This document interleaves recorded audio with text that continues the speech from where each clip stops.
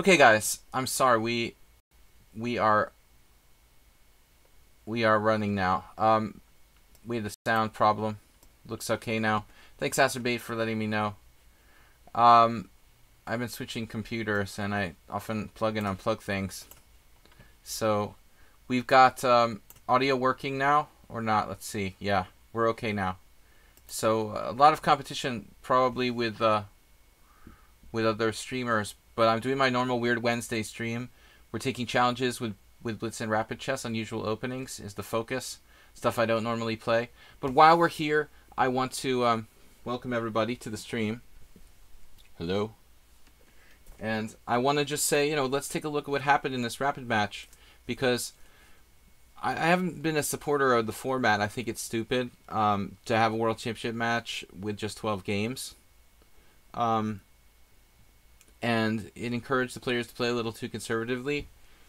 Carlsen just basically intentionally made all draws so that he could reach the situation where he's playing for the World Championship in Rapid Chess. And Caruana kind of went along with it. Though they had some good battles, it seemed like both sides were content to draw the normal games. And here we are, and poor Caruana melted down in a rook endgame just a few minutes ago in the first round of the Rapids. He had a technically drawn rook endgame, pretty easy to hold, but he was in time pressure, and he missed a very obvious move and lost. And this is why I say that Carlsen is essentially the strongest practical player in the world. But I don't agree, that it's about he slaughtered him. Dim is like, and a lot of people in the chat are like slaughtered and all that stuff. But it was a one-move blunder. I mean, it's not like he outplayed him brilliantly or something.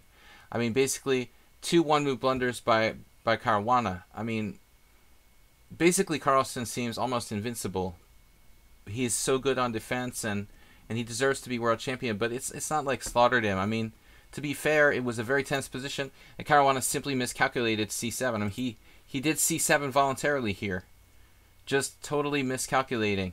There's a cash bonus for reaching tiebreaks. I don't know about that. But it was a terrible miscalculation, because after c7, bishop takes c7, knight takes c7, I guess Caruana just underestimated this move.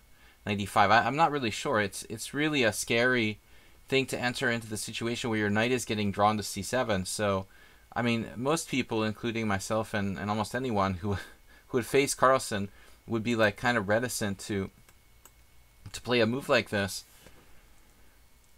I don't know. It's just like Caruana just had some sort of hallucination. After this, knight takes knight e5, and black's just winning. He has this fork on d3, which is basically just crushing. I mean, there's even mating nets. I mean, there's all sorts of bad stuff. So I wouldn't say he crushed him. It was just like Carlsen stepped on his own foot. It was like c7 or tripping on his own feet. Like c7 is just a really tense position, really imbalanced. It's possible White could get the pawns moving on the queen side and even be better, if he plays this well. But he just miscalculated. And the rook endgame in the first game was a total tragedy. I mean, it was really fairly straightforward that it looked like a draw. And actually, Caruana had executed perfectly till he got down to a couple minutes and then made some crazy move that just lost. So it's a tragedy, but honestly, I think it's a silly way to determine the World Championship, and I would not change my opinion on that. So that's the way it goes. This is what we expected to happen. Are you happy? Congratulations, Magnus. You won the World Championship in Rapid Chess, but for me it's like a very hollow victory. Yes, he's technically World Champion. He still seems to be the best player in the world, but it wasn't a convincing victory. So I mean, the game isn't over yet. Let's see what's happened. So let's see what happened here.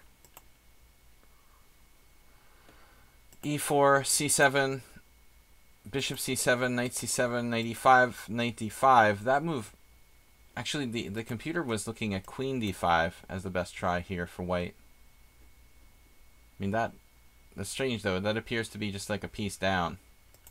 So that's not a good practical try. So he had knight d5 and then king h7. Magnus is just flattened. I mean, Magnus is just flattening Caruana here. Is that all the moves we have? King h7. So, I mean, when this game is over, which it should be soon, is it over? Maybe he just resigned. I'm not sure. It looks like it's just over. I think the clocks aren't running anymore. So, I think the Caruana just resigned here. They really are two separate matches. Absolutely. What's up, JCS? Asterbate Dim. This is basically what we expected. But I think it's tragic how like the games are decided by pretty blatant blunders by Caruana. The first game obviously crushed him psychologically. Blundering in a drawn rook end game. I mean, that's pretty bad. So let's take this challenge here from Asterbate. 7+3 casual guys. It's Weird Wednesday. I'm playing unusual openings. And I'd like to thank everybody for joining me. Hello. This is the Micro Panda. And this is Macro Panda. And they're here as filling in for the real Panda who's in Budapest. I know when I'm going to get back to Budapest, probably in the springtime, guys. So it's going to be a while till we see the original Panda. Asterbate. What should we play? The Owen defense against Asterbate. Make Asterbate play against his own opening. Come on. This is Asterbate's new system with black. We're going to play it against him and see what he does. He plays knight f3, which I think is inferior. I mean, he really should play d4. Ah, e5. Interesting. So I mentioned the game how my friend Pop Gellert played against Lapshin. There was this regular game, actually. b4, e5, bishop b2, e4. Kind of a similar idea. Okay, so I guess this pawn on e5 we have to try to prove is overextended. I think maybe playing the Sicilian here makes sense. Turning it into a Sicilian where white has played e5 prematurely. Asterbate is prepared. Our idea is to destroy the enemy center any kind of hyper-modern opening, right? We can't allow d5. I mean, you could possibly play e6, but this seems correct. This might be theory. Maybe Asterbate is prepared. I don't know. I mean, e5 looks wrong to overextend yourself like that. I was thinking queen takes d4 might actually be better, Asterbate. It sort of just develops a piece, very common in some lines, the Sicilian. Queen c7, I'm going to play like a wimp here and just trade off that strong knight on d4. Pawn takes is really it's just incisive. No, it's not incisive. Insipid is the word that I'm looking for. Insipid. Man, he's going at it with f4, but man, I mean, you're overextending yourself, kind of. So d6, pawn takes e6 is kind of interesting. I need to get my pieces out. I could also play a blockade strategy with like knight h6, knight f5, but that looks slow. It seems like I need to break out. Man. e6, Rudolf Spielmann. Okay, so my big idea was to play this and take back with a piece. Not to ruin my pawn structure. Bishop takes d6, knight b5. Probably not an issue. But queen takes d6 is also interesting. Asterbate is just rolling with the time. 6 seconds for the whole game thus far. Wow. He could even play this move. I was just thinking about that, Asterbate. Just occurred to me that you had this move. Huh. So take check c3, queen takes d1, king takes d1, castles queen side. I might end up losing my a7 pawn in that line. So I'm not too thrilled about that.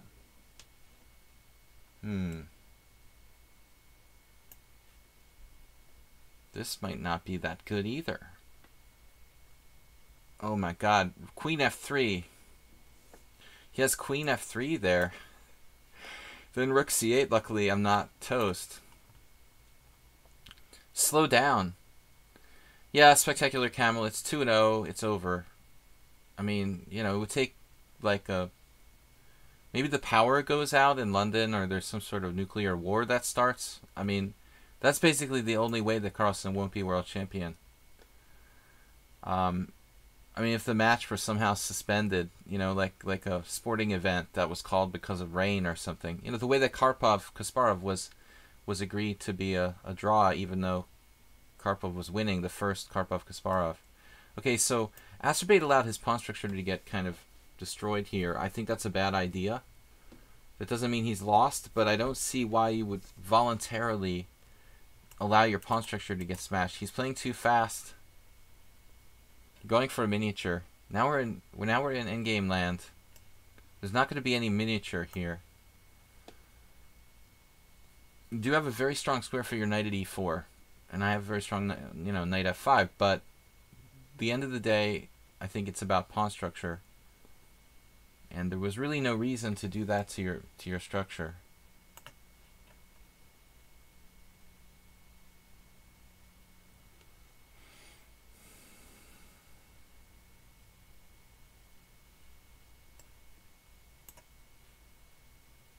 Masturbate. He's playing too much 1 minute chess or something. Alright, what are we going to do? Go here. He's going to try to trade off my knight, maybe. The monster knight. With knight g3. Do the monster mash. So what happens if, like, knight g3? Should I try to evade him? Bishop there. Not a good move. Dropping his f4 pawn with check. Welcome, guys. We're not missing much if you don't watch the end of the massacre in London. Carlsen, it's so sick. Like, it just goes to show how silly the whole thing is, really. I mean, he draws 12 standard games against Carlsen and just instantly loses. Both the rapid games, just like, he wasn't crushed. I disagree with that assessment, but I think that, no doubt, like, losing the first game on a blunder was, like, devastating psychologically. He should have drawn that rook end game. Maybe he would have played better for games, you know, the future games. Now it's basically over. All right, Azerbaijan, I should have won more than one pawn here. I feel I let you off the hook. Azerbaijan, he's so fast, man. There's no prize for taking extra time with you. I call it Egyptian chess.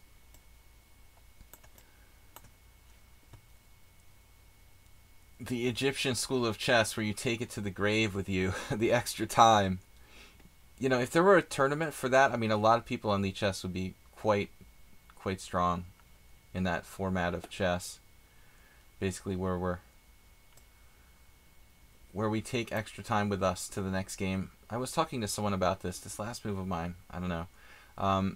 My idea is to create a variant of chess where you're, like, literally taking the time with you to the next game. So you have leftover time, you bring it to the next one.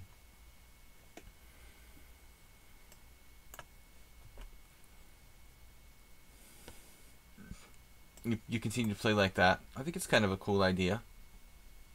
It would make it useful to play extra fast like this.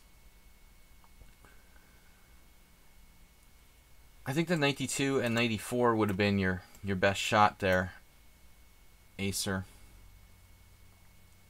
Now maybe I'm just winning out of hand with the knight exchange. No, this doesn't win. This is actually a stupid move by me. I'm not fully prepared. Good job, man. You found it. Now I've got to be on the alert here.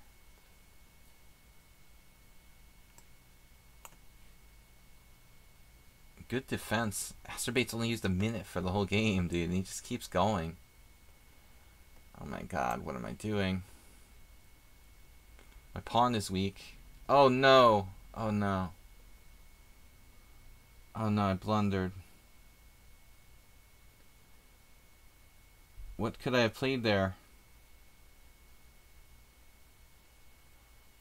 Oh my god. Acer. I blundered. Oh, it's a nightmare. I lost the pawn. Oh my god. Azerbaijan is gonna... He's gonna save the game. He's playing like a genius. Is this JCS or something? Oh no. I'm gonna lose if I'm not careful here. He's got the killer knight now. Wow, he's only used 2 minutes for the whole game. He's 1400. What? He was lost, but he got away with it. He's never gotten a draw against me. This is where the Carlsen technique starts to come in.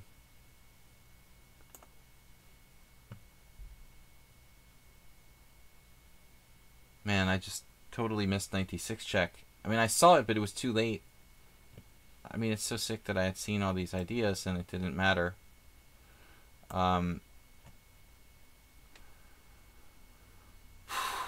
he's also so much faster than me. Where were you when Carlsen beat Fabi? Like it's some earth-shaking of some earth-shaking importance. What am I doing here?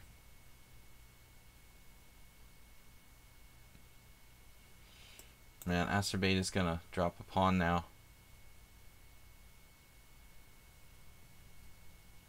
This is a bit odd though. I mean, I don't think I'm guaranteed to win this. If he goes to d3, I get the a pawn as well. So he's screwed this up. He was definitely equal. He needs to slow down. And this is a crazy move now. Crazy move, melting down. You were this close to a draw. You were like even slightly better, Acerbate. Now you lost all your pawns. What happened? It's such a shame, you know, Caruana proving that he can play equal to Carlsen in long chess, and yet he's, you know, just losing the match because of rapid. It's really, really, really sad. Too many pawns. His knight is actually trapped in the corner, which is tragicomic. You can go to g8, and I just box it in again. So it can't actually help to stop the h and b pawns. Finito la commedia.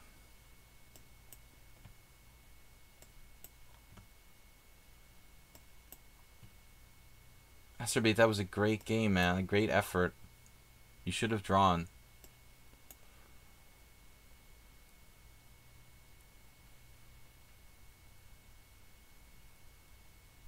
One of these days he's going to beat me. In this case, you know, he was easily drawing.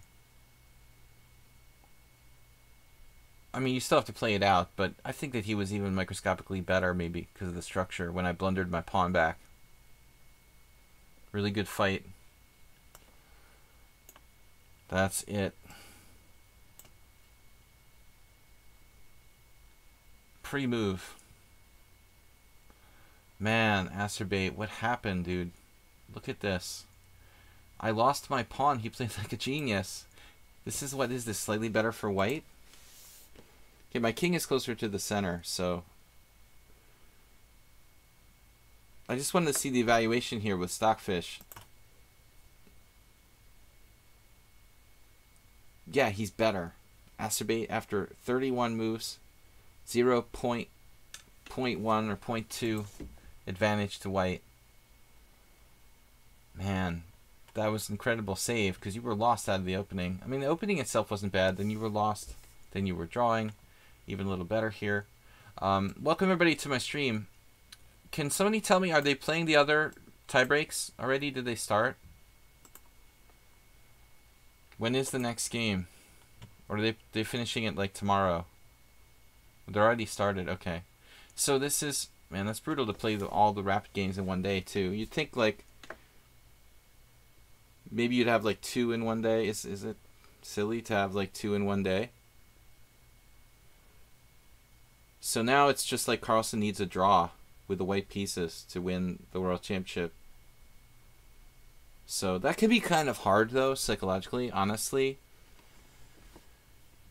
The only way that Caruana can come back, he has to win 2 games in a row. So basically here, that's an awkward situation to be in, though, when you only need a draw, because it starts to mess with your head. You start thinking, I only need a draw, I only need a draw, and then you start to like play a different way than you probably would normally, you know?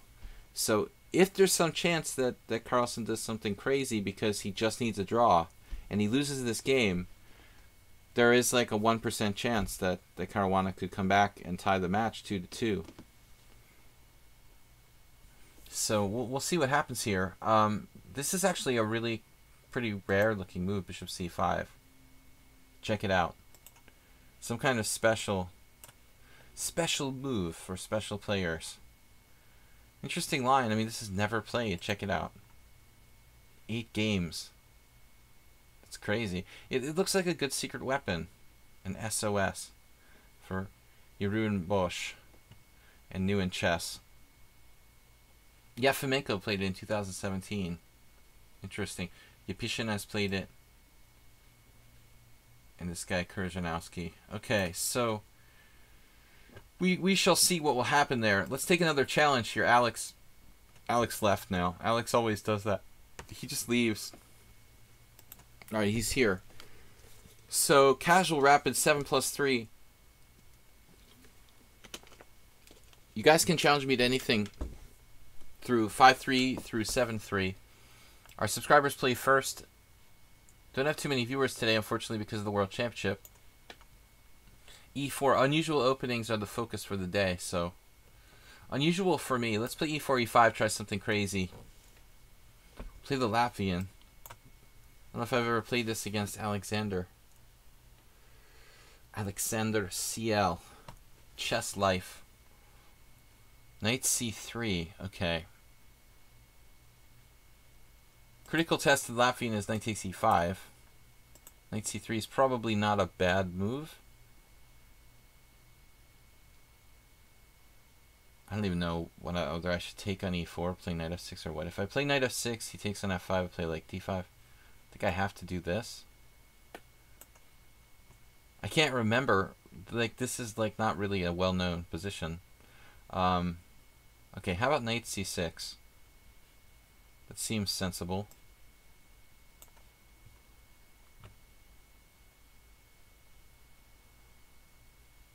Now it's like a Schliemann. Oh my gosh. It's a transposition. Where's Nefedov? Nefedov. Bishop B5. So I can play D5, play like Nefedov. I think I like knight F6 better.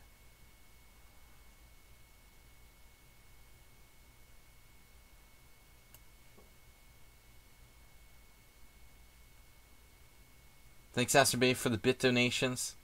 This week, Dim 600, Merle with 200, Queen Savage with 38, Asterbay with 16. He's mining bits. Bit miner. Thank you for the help in supporting the stream. So now I guess D5.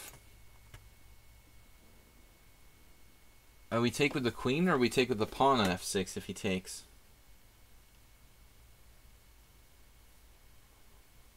D3 looks kind of a bit too passive.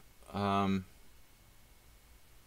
guess white should just play something else there. After knight F6 you can take, or play queen E2, I think. I'd probably play this with white, actually. Out of a Latvian move order. I mean, out of a Schliemann move order. So now knight takes F6. If G takes F, there's this knight H4 thing. Then you have to do really weird stuff. Like allow queen H5. I mean, is there anything really wrong with queen takes F6? There shouldn't be.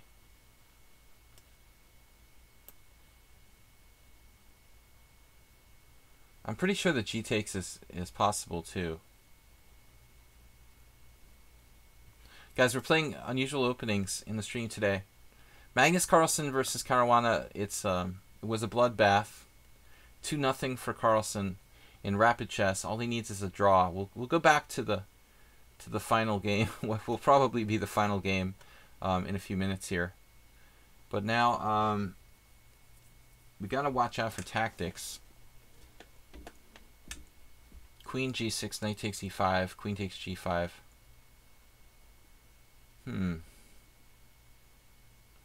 Knight takes c6. Bishop d7, queen e2 check. I don't like that. What's up with queen g6, knight takes e5? That's weird. I can't do that then. So I have to play like queen d6? Then why did I go there in the first place? Queen d6 will make it hard to protect my Spectacular Camel. 100 bits to the stream. Thank you. Wow. Alright. Queen f5, computer move.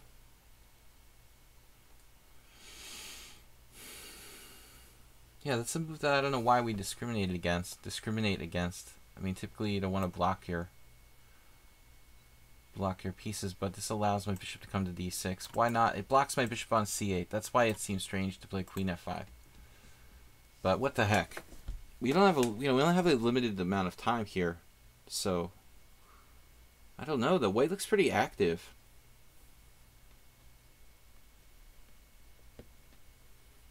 Then again, black is active too. I mean, if I could play bishop d6 and castle kingside, my pieces are pretty good. He's going to try to castle queenside.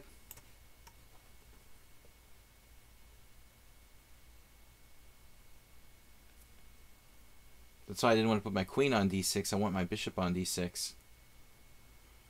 JCS, what's up? Any word from Soltigo lately? Guys, don't forget I have a Discord channel. Pub Sladgie on Discord.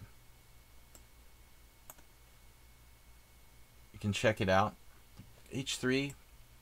I'm not really sure about that move. It looks slow, since he doesn't really have threat to play g4. This is... Well, he did have a threat until I castled down the pressure down the f-file. So... Black seems better now. We just played a little hesitantly. I also have some nasty tricks now. If he castles queenside, maybe he just loses on the spot there. If castles queenside, knight to d4, so that's possibly why he threw this exchange in. Knight d4, knight takes d4, queen takes g5 check. It's nasty. So he could castle queenside here. This just drops a piece. So he's learning from Caruana. Melting down in rapid chess. The Caruana system. That's mean, I know, I'm sorry. It's easy to pick on someone when they're down. I just think the whole system is silly, you know, to have 12-game World Championship where it's decided by a rapid and blitz playoff. It's not like a tournament. I mean, you know, it's more than a tournament. It's the World Championship. You can't decide it with like rapid games. I just fully and wholeheartedly disagree with the entire World Chess system of deciding the World Championship with rapid play. I know that it's theoretically considered by some people to be exciting, you know, but it's just silly. I mean, you might as well just decide it with flipping coins or 1-minute chess. So Caruana will most likely lose. We'll take a look at the final over there after this game. Dim with 600, Merle Dixon with 200, Spectacular Camel with 100. Bits donated this week, guys. Please support the stream. Subscribe. We've got a couple of subscribers in the house here. Asterbait, Spectacular Camel, JCS. You guys are great. Not too many viewers today. Obviously, everyone's streaming. Probably every major chess streamer is streaming simultaneously with this World Championship Rapid thing going on. It's practically over, though. So we should get more people coming over and to watching the stream as the clash finishes there. If you want a wrap up of what happened in the rapid play, basically the first game was in English where Magnus played white and he got some edge and he ended up going a pawn up in a rook endgame. But it was a draw. It was really a draw in rook endgame because Magnus was up a pawn, but Caruana had, this is game 1 of the rapid. Caruana had a monster king. He had absolute compensation with a very, very strong king. And there's just no reason for him to lose. But he got into a little bit of time pressure and then made some major blunder in the rook endgame and lost in game 1. What should have been a draw. And then game 2 was a really interesting position out of a Sveshnikov. Very, very sharp. Caruana played very, very, I would say, riskfully. And and the position was extremely sharp when he just basically miscalculated and more or less lost major material with a one-move blunder on something like move 15. So it's basically over. Let's just play h5 here. He's trying for some kind of counterplay. He sacked this pawn here, but he's down a piece. You know, he was hoping to get like bishop h6 anyway. It wouldn't do anything. I love those. I love those emotes there. They kind of look like a panda. A panda. Our mascot panda is in Budapest. We have substitutes here. The usual crowd. It's also, once in a while I should introduce our other mascot. Because we live near the sea. Got this Asian theme going on. Fugu and pandas. I don't know what's up with that. I've never really been to Asia, but here's our fugu. Blowfish, master fugu. So all kind of interesting things here on the stream you might not see elsewhere. All right, so Alexander resigned. He dropped a piece. Let me see this opening, Alexander. Our friend from Romania here. He played knight c3. It's not a bad move actually, but like most people play knight takes e5 against the Latvian. So you play knight c3 again, not a bad move. Let's see. So takes, and now knight takes, and you're supposed to play knight takes e5 here. Apparently, Nelson Gamboa from Colombia against Andrew Karklands, the experienced and wily FIDE master. So, I don't know. Weird. But anyways, let's see what happens. So knight c6, this has never occurred before. I could play d5. I was scared of the complications there. So we transpose to a Latvian. Knight f6. Nefedov likes d5. I prefer knight f6. So, to each his own. And now I play d3, which is a rare move. I don't think that d3 is very good. Let's turn this engine off here. So knight takes f6 is supposed to be played. Now d5. Now he takes. I can take either way. Take with the queen. And this position is interesting. So it took me a while to find the right move. Valentin Arbakov, famous for playing in Philadelphia for a 2-week period without ever taking a shower. He had the smiley face t-shirt, one of those big yellow t-shirts with a smiley face on it, and just didn't wash himself for 2 weeks. It was horrifying. To play like near him, the smell was like enough to like just make you lose like on the spot. But R.I.P. Valentin Arbakov, the hero of Gorky Park. He played queen f5 here. He was a very, very strong blitz player. He was basically a blitz hustler in Gorky Park. He was a grandmaster, but a blitz hustler. Maybe he wasn't a GM even. Maybe he was like just a really strong IM. I don't know. But he was a specialist in blitz. Queen f5. Took me a while to find that move. And Isha also played it 2011. Okay, guys, let's go back and take a look at the Game 3 of the World Championship, the so-called World Championship Rapid. I don't condone this deciding World Championship with rapid games, but here we are. So, okay, this is Carlsen White against Caruana. It's weird to say that because, you know, seeing the Sicilian, you're thinking, okay, Carlsen must be black because he's been playing the Sicilian, but Caruana's been playing for a win mode, so he played a Paulsen, a weird Paulsen with bishop c5. And Magnus like just left theory. There's only 8 games with the move knight to c2, which is probably inducing black to play queen b6. He didn't go for it. I would think queen b6 would be legit here. Like, why not?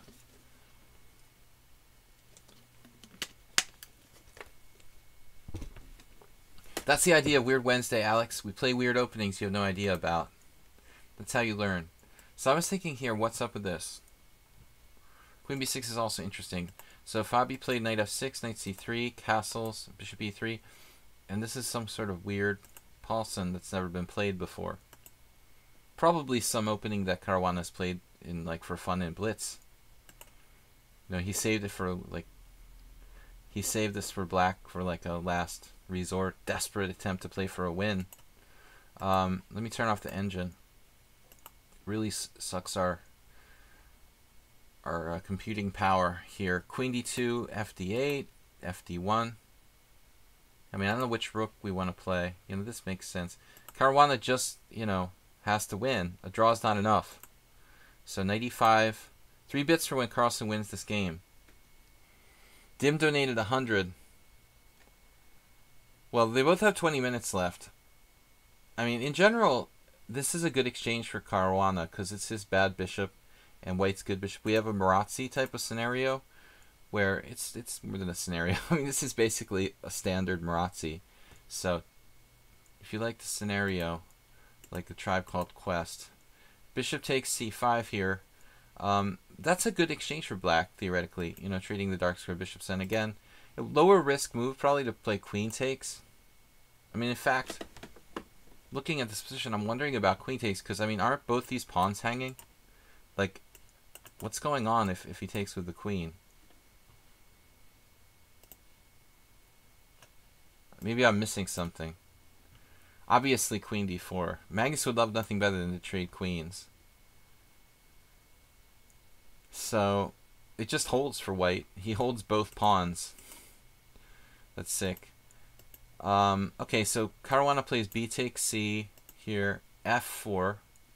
This is a little surprising, but he feels it's just a good move. You know, Magnus doesn't want to take any chances, but if he were to play passively with something like f3, I don't know. I mean, I was a little concerned about d5. Can d5 happen? Yeah. I think this is dangerous for white, actually. The Twitch math doesn't add up right with the bits. That's scary. You know what I found the other day with some old coins? The 3-cent nickel. I have like an old 3-cent nickel. Somehow that doesn't make sense, you know. The US, like 100 years ago or whatever, produced these coins that were 3-cent nickels. What? How is it a nickel if it's 3 cents? I don't understand. How does that work? All right, so d5 would be played. So he plays f4, and now knight to g6. And then, you know, e5 looks tempting. But I guess Caruana didn't want to get carried away. Carlsen, carried away with Caruana.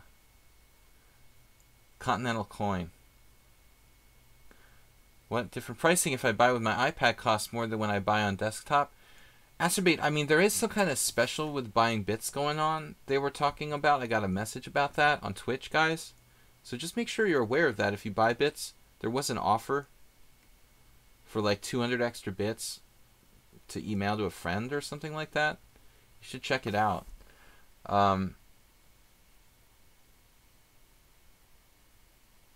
So knight g6, queen e3. Sometimes it's better to turn the chat off. That's enough to make you crazy. Reading some of the drivel on there. Queen e3. Okay, so e5 he felt would be overextending.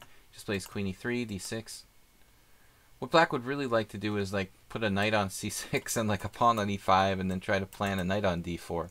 But it's easier said than done. a6, just a kind of waiting move, rook d1. Basically, Carlsen's trying to just hold without taking any risks here. Very solid. g3 might seem weakening, but he can put his pawns on the dark squares, which is good for his white square Marazzi bishop. And now rook d7. And this is the current position. Let's see what the engine says.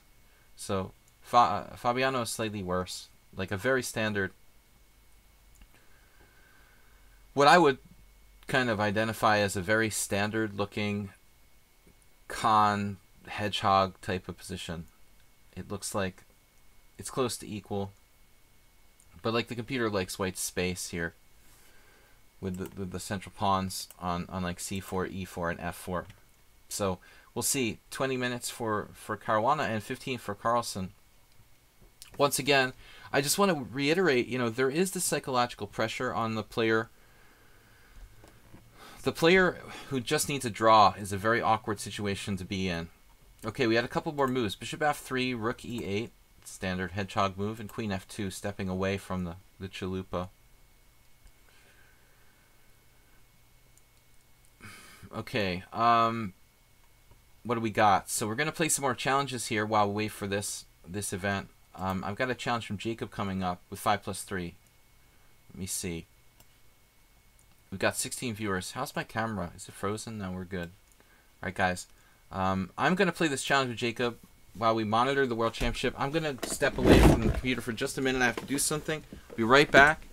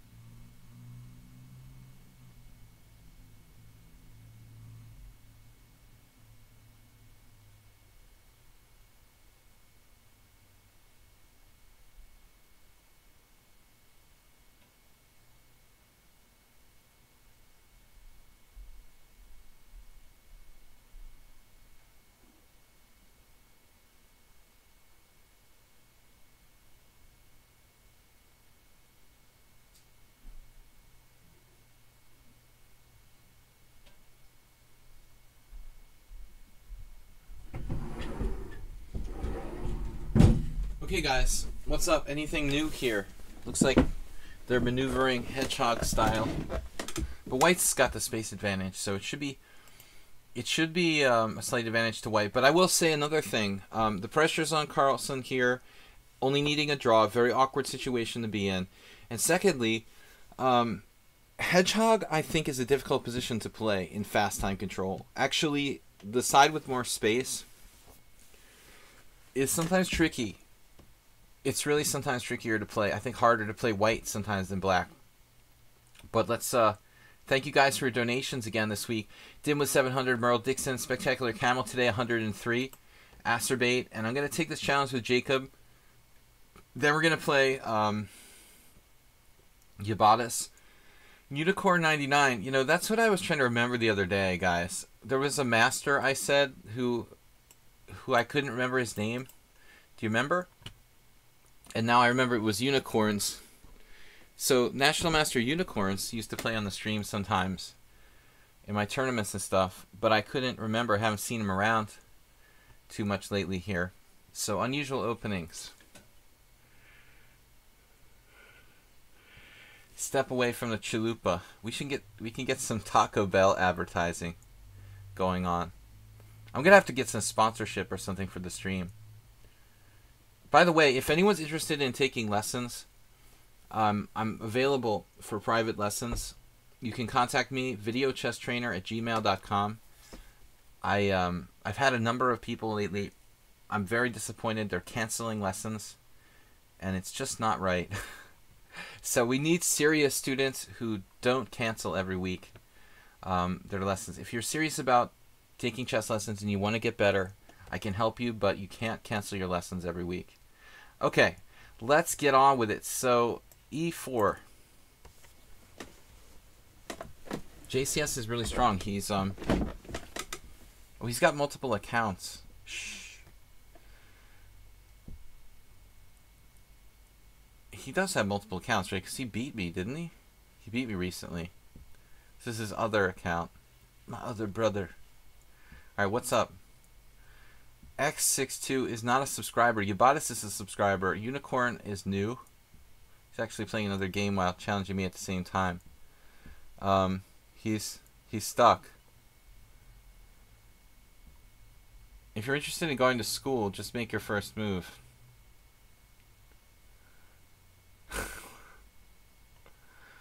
Just make my first move. I did make my first move. I've been waiting. I've been waiting forever. No. Unusual openings. Let's play like something weird here.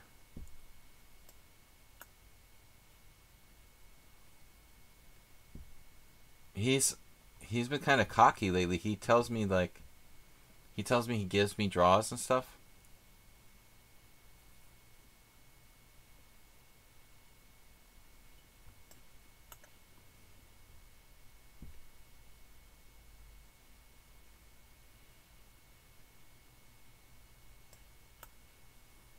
Basically a weird closed Sicilian.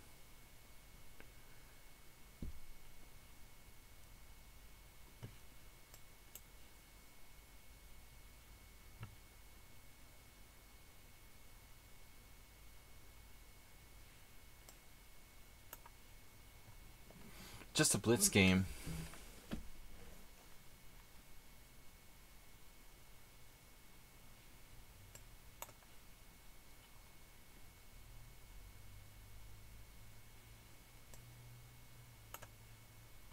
Wonder if I could play g4 there. But I'm scared of this guy. He seems really good.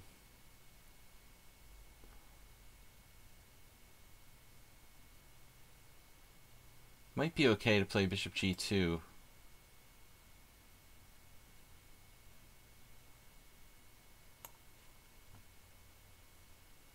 Generally, it's better to maintain the tension when you have the option to do so. He's used like no time. I've used almost a minute. Jacob seems much more confident than me. Which is weird, because most people who are his rating are like intimidated by someone who's an IM. But he seems to have no fear at all. Which is very, very rare amongst lower rated opponents.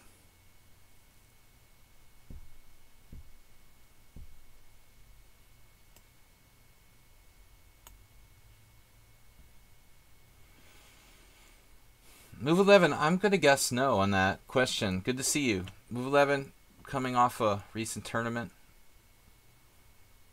Having said A, mainly a chess phrase from chess literature, I'm thinking it's not, man. I mean, that feels like it should be like a kind of general phrase. But that's just a guess.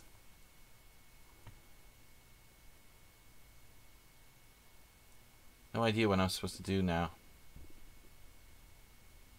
Maybe we just play e5. We're threatening d4 now. Expanding. It is Weird Wednesday. That's why I play queen e2. I'm not really a believer in the closed Sicilian, but you kind of have to play that when you play any sort of f4 or e4, queen e2 type of stuff. Birds opening.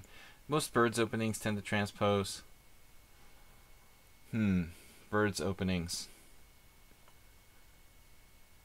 G4. Okay, I have no clue.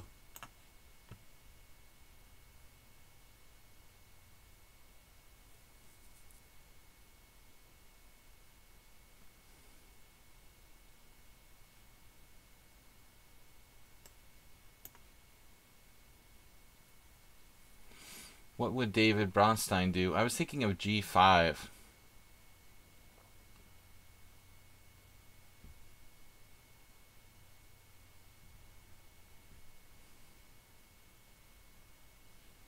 That would put his queen in a weird place.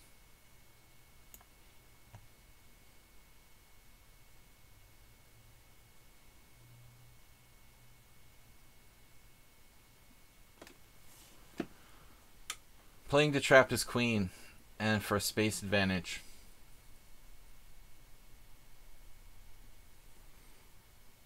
Is game 3 over already? Nils? Don't get your hopes up for rapid chess. I told you guys that Caruana was an underdog.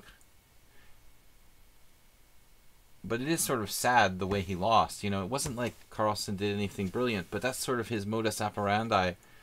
Even when I lost to him back in 2006, he doesn't really do anything. He just kind of hangs out and then plays faster than you and plays pretty well. And eventually you're the one who makes the mistake. I mean, but not taking anything, that's the way he played the regular part of the match too. After this game, we'll go back and take a look what's going on in Magnus Land. The black queen has been separated from the flock.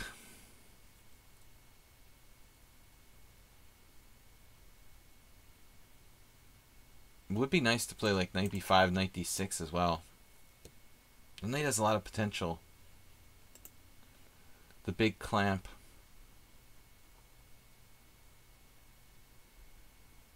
Now he's desperate. He's trying to trade queens.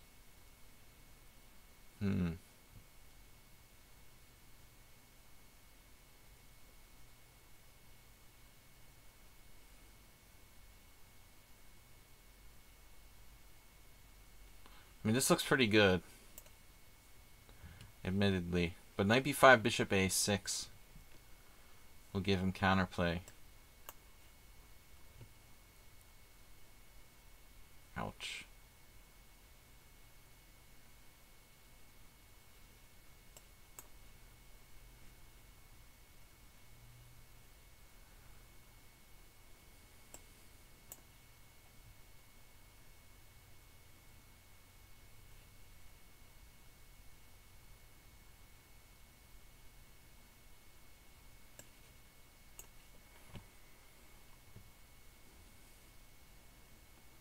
My original plan there was to play bishop e2, but probably better not to do that. Oh, he's sacking a piece. Wow.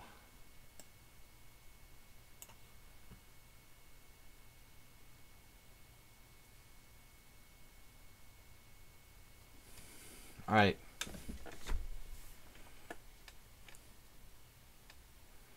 No, I don't play on the site we don't talk about. That would be against my principles and against everything that I said. All right, so it would be kind of hypocritical for me to like make fun of a site and then play there. I try not to be hypocritical, but what can I do?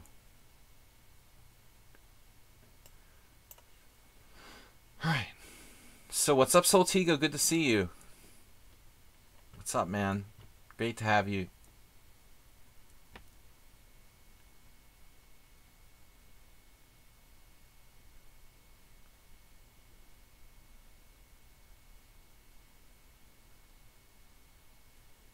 Sadly, I don't really have any free time of any sort ever.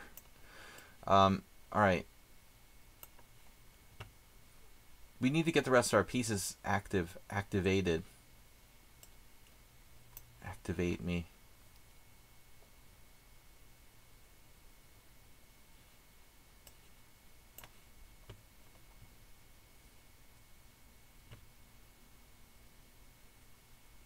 Active Amy. Amy. Poor Amy and my mobile phone.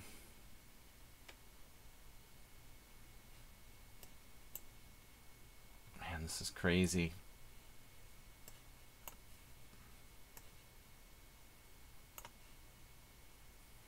I don't remember the last time I was able to win against this guy.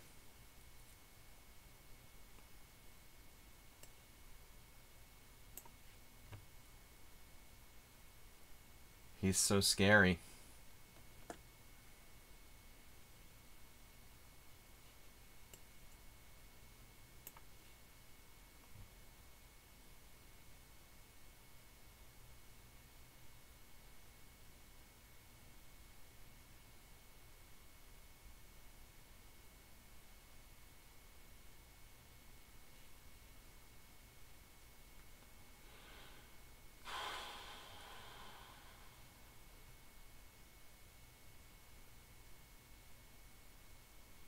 Whatever I do, there's some kind of insane defense. Rook check, king d6.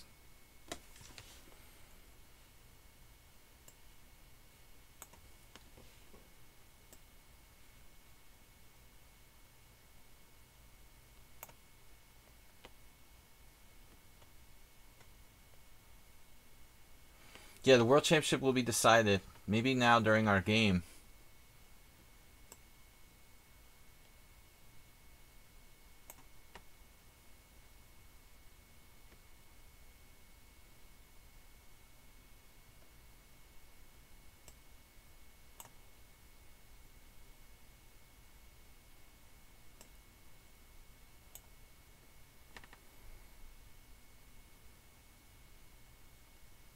Wait, am I a piece up here?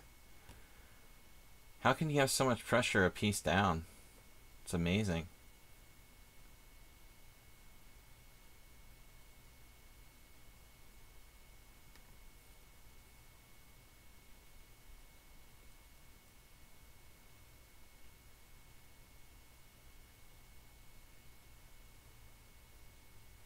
He's a great scorer against me.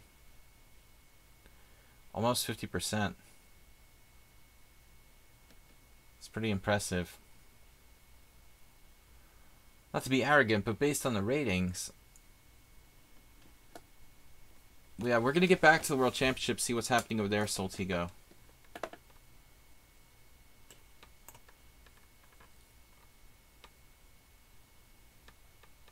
Yeah, I feel like he should have played knight f3 check. Maybe his last chance. Could be some hope there.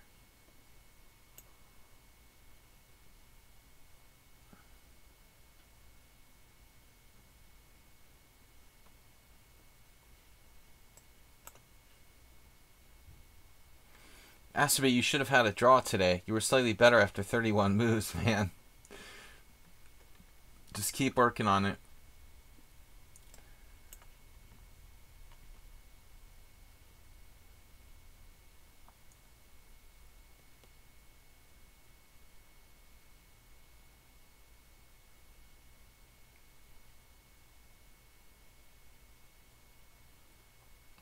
How do you make progress here?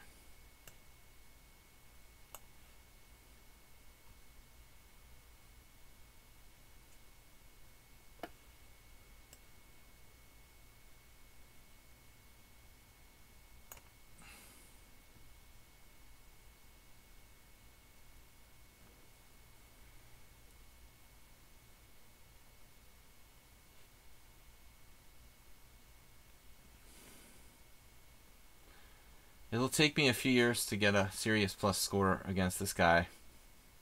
I haven't won in the last 8 games? How is that possible? Wow. I haven't won in my last 8 games with him? And that's not counting his other account. It's kind of frightening.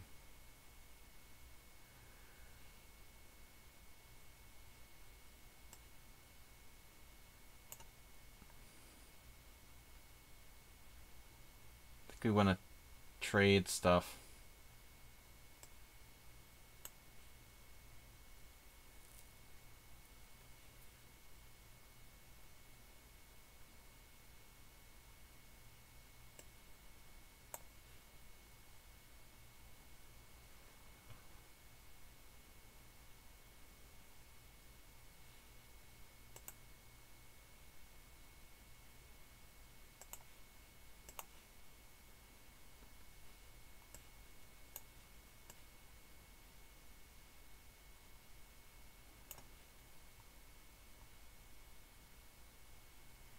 Now we're just up a piece.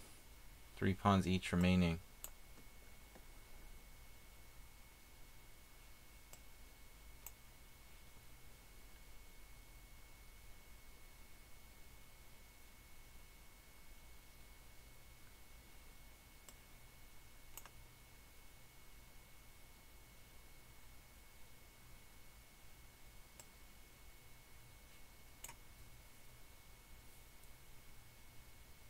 Wow, our first win against him for, what is it, 9 games in a row.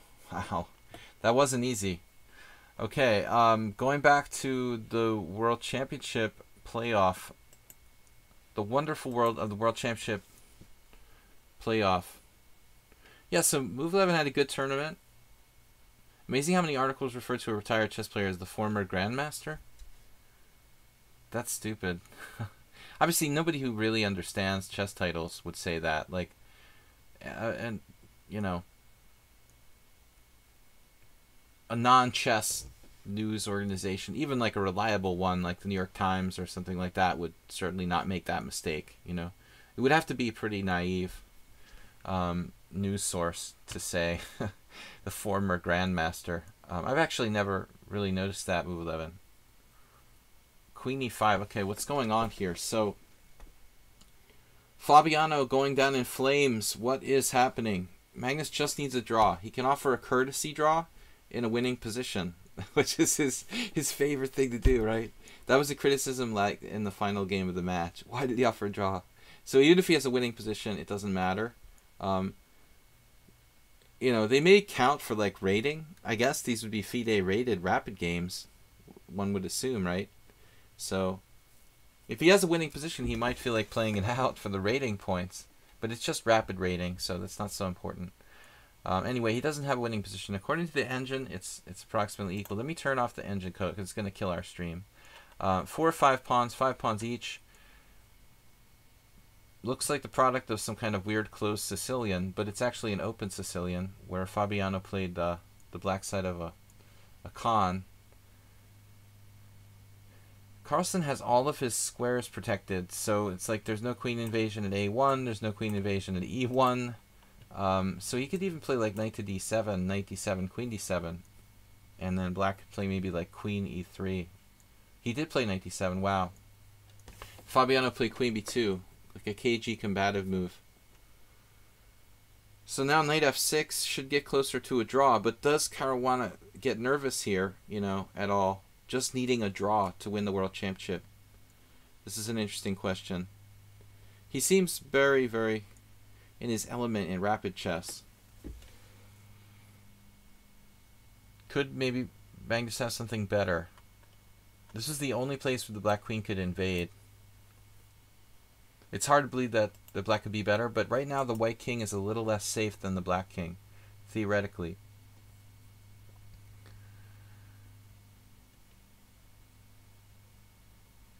Fabi only needs to draw? No, Soltigo. Magnus only needs to draw. It's over for Fabi, man.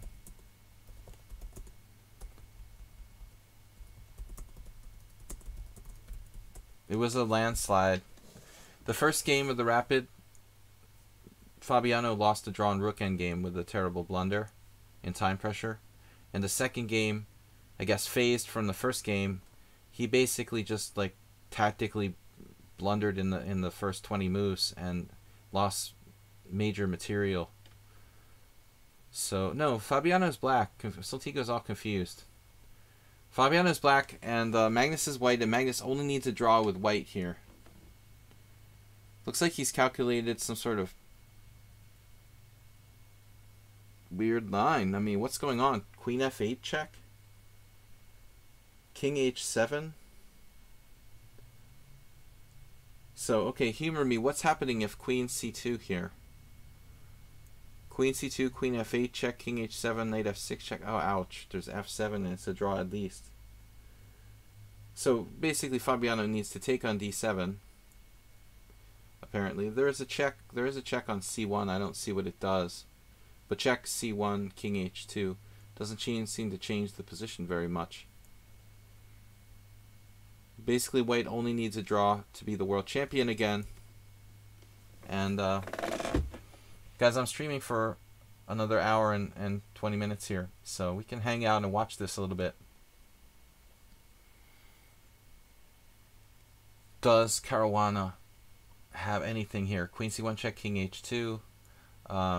Knight takes d7. Let's look at that, okay? Knight takes d7. Then there's like queen takes d7, queen takes c2, bishop takes c6, bishop takes c6, queen c6, queen a2,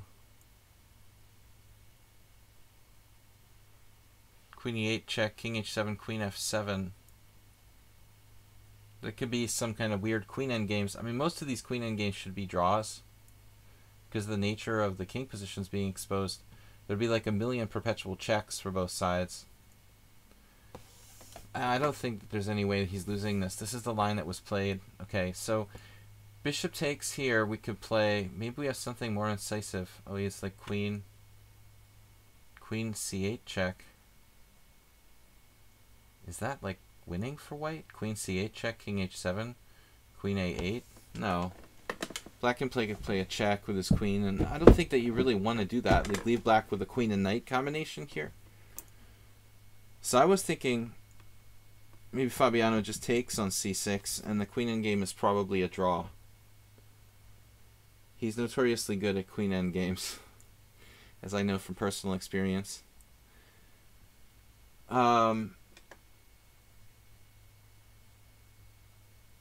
Yeah, I don't know. I'm assuming bishop takes c6. Is there anything better? You could play a check first, like queen e8, and then he's obviously got to take the piece back. Queen e8, check, king h7, bishop c6, bishop c6, queen c6, queen a2. You know, that doesn't look so good. I mean, white could actually lose a pawn, lose the a2 pawn, and end up being down a pawn and a queen ending. So he has to be a little bit careful. As I said, it's very hard. Oh, this was surprising. Okay. To me, at least. But Magnus's judgment I trust. He leaves the knight on the board, and I think that's dangerous. That's like a potential for Caruana to win the position. I mean, knight d4, queen down on the dark squares. I don't think this is what Magnus really wants, ideally, you know, to allow queen and knight versus king. I mean, queen and knight versus queen and bishop, because queen and knight is pretty dangerous tandem, and honestly, I'm not sure what's happening here. Now f5. Could nerves get the best of... I mean, if the queens are traded, white would be all set, you know, but with the queens on the board, could nerves get the best of Carlsen? I mean, it would be unbelievable if he lost now. And everybody would be watching. The World Championship, can Caruana save the last game?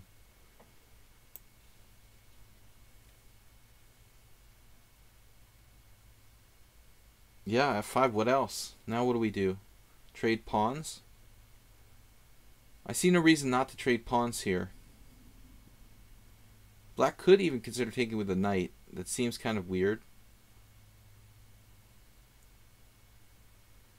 So what's the computer? Is it thinking? It loves bishops. You know, like, I'll bet you the Stockfish loves bishops, so it's probably going to say white's not worse here. Yep. But you know, you have to play like a computer in order to have equality here for white, and I think that's difficult to do. We might say that Caruana's got a better practical chance in an endgame where there's not a lot of time for both sides. The queen and knight combination seems kind of dangerous. So watch the clocks carefully, guys. Magnus has 6.5 minutes. Fabiano has 7.5. Fabiano here definitely considering taking with a knight. He could play knight takes and then move his king away to like h8. I think he's going to be a little short of king safety there, though. If knight takes, queen a8 check. I mean, let's say knight takes. Okay, white makes a pass. King g1. If you ever play king h8, then it's like queen a8 check, king h7, queen back to e4. So it might be a little difficult to make progress. I don't see why you can't play pawn takes. Then there's some problems with queen d5. And the c pawn starts rolling. Wow, he played queen e3. I'm surprised that queen d5 isn't a move. Queen e3 is engine. Queen d5 was also okay. Black has queen f4. That gets kind of sharper. This looks like the safer move. Basically, Carlsen is like a computer in endgames. He's such a great endgame player. So this should be equal, according to the engine, but not necessarily in a human game. Soltico says it looks easy to play for white. My experience is the opposite, though. I really think it's harder to play with the bishop against queen and knight combination. But I guess as far as like examples go, this one's not bad for white because he does have the queenside pawns. I mean, if he can get them moving, they're blockaded right now, though. So right now it seems like Caruana's pawns are more relevant than Carlsen's pawns. You know, especially if he plays like a5, he can just maintain the dark square blockade. Generally speaking, I think the queen and knight is easier to play with. Let's see what happens here in the finale, guys, before we go back and play a few more games in our Weird Wednesday Rapid and Blitz. Okay, knight e6, I'm not sure what he's doing with that move. Just kind of hanging out. There might be knight f4. But I'm not sure you'd even have a threat if you get that move in.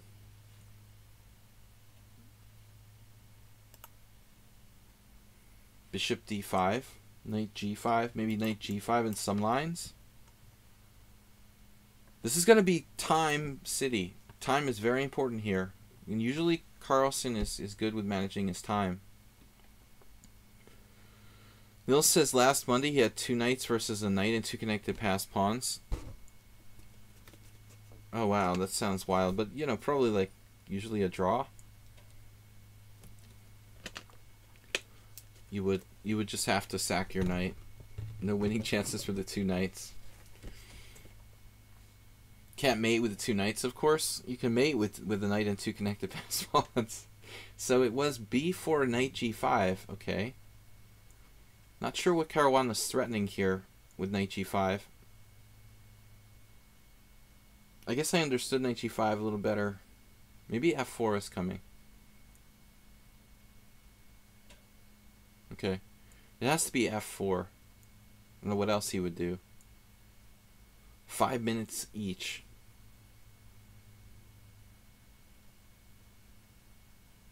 Guys, please support the stream. Don't forget to subscribe to our stream. Also check out our Discord channel. If anybody's interested in private lessons, I do private lessons. You can email me, videochesstrainer@gmail.com. Don't forget not to cancel your lessons, okay? Because we had this issue. Some of my so-called students this week that just keep canceling lessons. You can't just keep doing that. You guys are in trouble. So knight g5.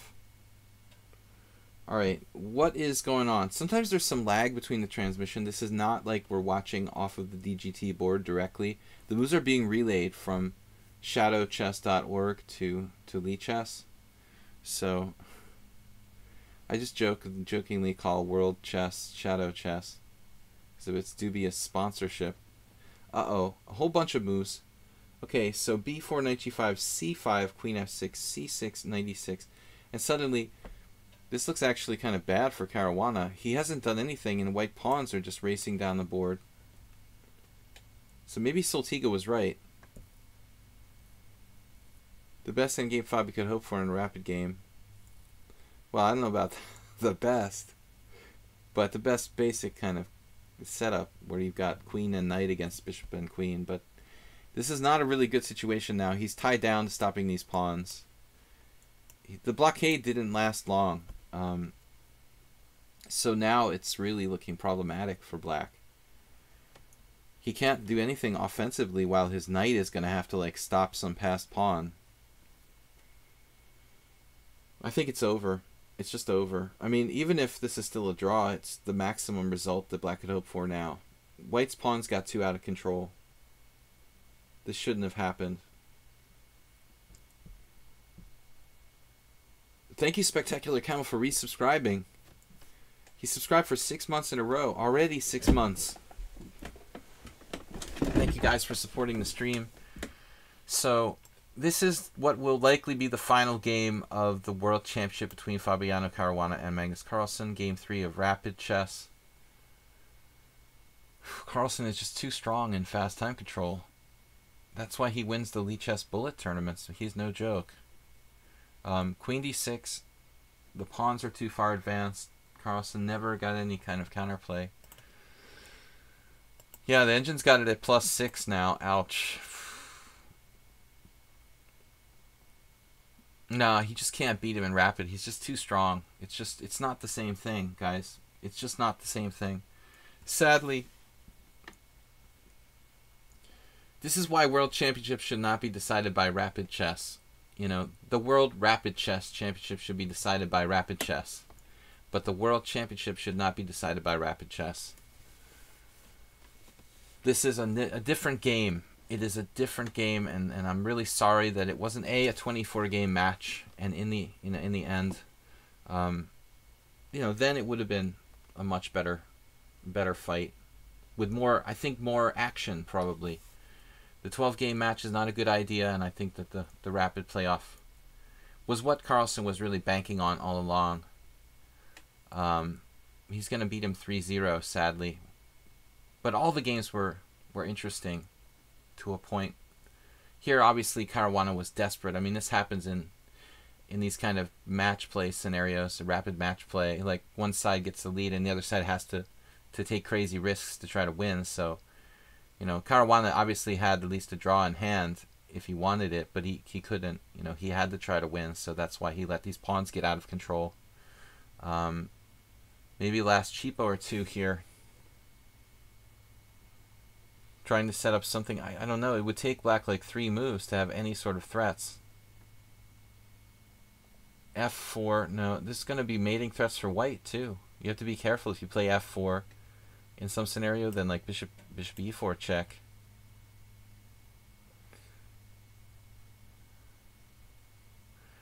Soltico says the world championship should be decided by Fischer random. Caruana would have a better chance, probably. Geary was talking about Carlsen being less confident in classical than in rapid. Well, obviously for a good reason. He's clearly in his element here. Yeah, Caruana didn't even have any threats. Now he has 92. But I guess then just like queen c5 and it's over. 92, queen c5, queen a3. 92, how else can we defend g1? Queen b6. Okay, so what else can Caruana do here? I mean, he's got to play 92. Threatening mate in 1. You got to try for the mate in 1. And then queen c5. He doesn't try for the mate in 1. All right. I mean, now it's like queen d7, isn't it? Isn't queen d7 just game over? I guess there's still some tricks. He's trying to set up queen d2. A massive whammy. But even then, it's like queen d2, c8, queen, knight f3 check, king g3. No, that's not going to work. Okay, so queen d2 is his idea. Looks like I got disconnected. All right, here's a surprise move. Queen c5. Ouch. Oh no. Okay, so now what? Now we don't have any threats. Now queen e3, c8 queen, knight f3 check. Just take it. Queen d2, c8 queen, knight f3 check. Just play king g3. It's over, folks. This is over. Caruana is going to lose. Plus, it's made in 26 according to Stockfish. Oh my gosh. 50 in 4th place. Asterbait donated 26 bits. You didn't get all those from mining, did you? Asterbait, thank you. I'm a real chess potzer, Russell N. But how about we don't allow those ladies to offer each other draws and make them either resign or continue till they're out of time or defeated. Well, this is over, man.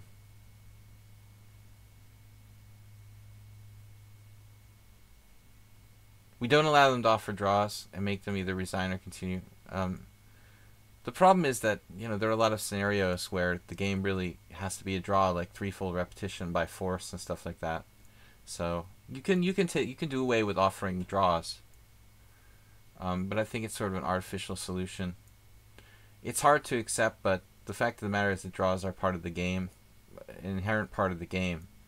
I think that the solution is to just make the match longer and make the match 24 games instead of 12. This is the way that World Championship matches had been held for a long time. And generally, 24-game matches were pretty successful, I would think. I don't really see any reason why the World Championship was changed from 24 to 12 games in recent history. It seems like 24 games is going to create more of a fighting match. Yes, it will be longer, but on the other hand, I think that you get a truer result with more games of who's the better player. All right, this is over. So too many queens now. He was like, allow these ladies. When he's talking about, like, Russell was like allowing the ladies, this is what I thought he was talking about by ladies. Like, look at all the ladies. The ladies in the house. We've got lots of ladies in the house. 3 of them on the board. Too many ladies. I think that's over. So it's over. Magnus Carlsen is the champion of rapid chess. The world champion of rapid chess in the world. No question. So Caruana melted down. Really tragically, like the first loss in this rapid playoff in Rook Endgame was really unnecessary. It could have been a different story, but most likely the ending would have been the same. That Magnus would take him down, and this was Magnus's plan all along, to just outclass him in rapid chess. Sadly, true. All right, guys, let's play some more games. I've got another hour left in the stream here, so we're playing Weird Wednesday, Unusual Openings. Yabatis is up. Magnus Carlsen is still world champion. You have to prove you're better than the world champion, and Caruana did not do that in this match. Okay, unusual openings. I'm playing, playing different stuff. Let's try A3 just for fun. Watching ads apparently stops after 25 ads. Uh-oh. Acerbate. No way. Says try later. F5. The Dutch against the... What is this? The St. George reversed. But I can't say I didn't tell you so. I mean, a lot of people were like, well, Fabi will do alright. He's pretty good at rapid. I don't know, man. I think it was like all written in stone before it even started. So, weird opening. The Polish against the Dutch. It's funny, I knew this guy. I wonder if he's still around. Anatoly Levin. And he used to play the Polish with white and the Dutch with black. So this is like his opening with both colors. That's really funny. We're literally playing Anatoly Levin's opening repertoire. Alright, so castles. D4 is possible. It's actually like a closed Sicilian with colors reversed here.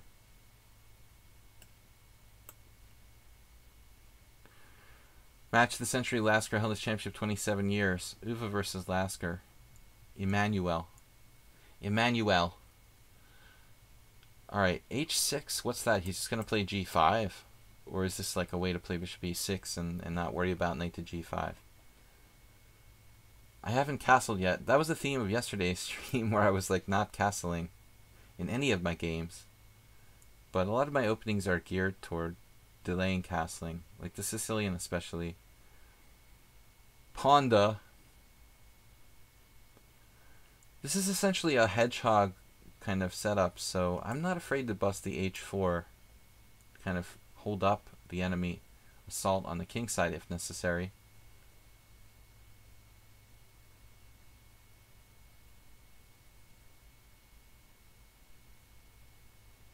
I'm not going to castle into it. I mean, you're setting up very directly for a kingside attack, so it seems sort of foolhardy for me to castle into the attack here. H4 is also not the most flexible move, though, and I don't really know what to do. Anyway, guys, welcome to the stream. The World Championship is over, thank God. It was kind of painful. It was like going to the dentist, watching. It wasn't as bad as, I'll admit it wasn't as bad as Carlsen versus Anand. Those matches were the worst for me, but honestly, it was a little bit like a torture being forced to watch this World Championship. Queen H5, wow. That move was not expected. He can play knight to G4. Deep breath. Now what? We're in a sort of standoff scenario. I can't castle, he can't castle. What do I do?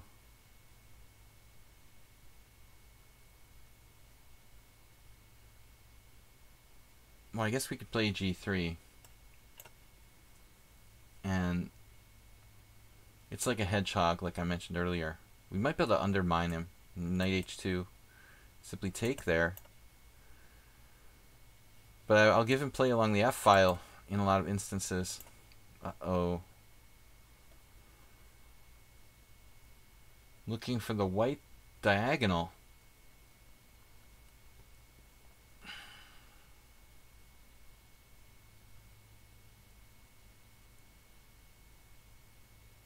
Maybe I can play E4 here. It's not without risk. As I talked about earlier, this pressure on the F2.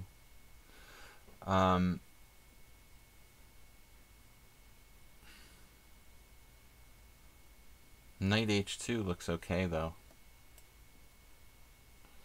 Is there anything wrong with this move? I don't get it. I can undermine him with E4.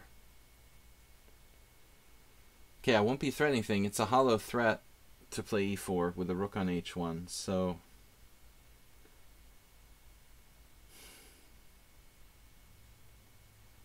I guess I could just play like rook f1.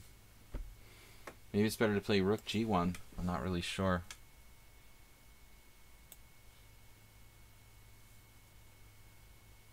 This feels like a threat, though. Yeah, maybe this is correct. Unorthodox style of play by me, but this is Weird Wednesday. I'm playing unusual openings. Hey, T Dark and Blue-Eyed Albino. What's up? World Championship is over. It feels like I'm so relieved it's over. It was kind of... the tension was killing me. It's easy to say now, oh, no, we knew Magnus was going to win. Isn't it? Like, after the 3-0? But it feels like we weren't that sure about it. Now, Yabatis is just melting like the Wicked Witch of the West here. Bishop takes g4. I thought the most combative was to play bishop g2 when I played rook g1 and force my rook, rook f1. Force my rook back to g1, you know, and then execute this. He just lost his lunch money. Give me your lunch money, kid. Hey, it's a lunch money shakedown. Give me your lunch money. Well, you do get a pawn for it. I don't think that's enough compensation for a piece, though. Obviously. Queen b1. Oh no. Forcing a trade of queens. Just what black needed. This is what he was looking forward to. Trading queens went down a piece. Everyone's ideal. Playing a little too fast here, Yabatis. You've got 5 minutes to take to the grave. The chess grave. Egyptian time management.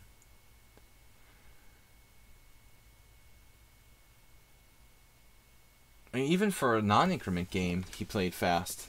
You know, we remove 18, and even if it was like 7-0, he would have only used 2 minutes, which is basically, what, like 30% of his time or something? Less than 30% of his time for the first 20 moves. Nils is like, am I next? You are. The only subscriber in the list, guys. Don't forget to subscribe. Support the stream. Support the pandas.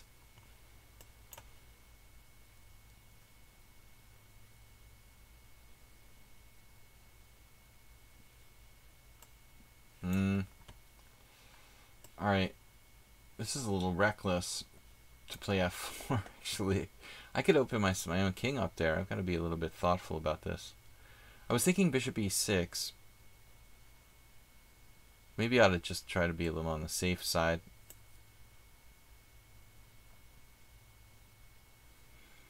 I'm allergic to castling.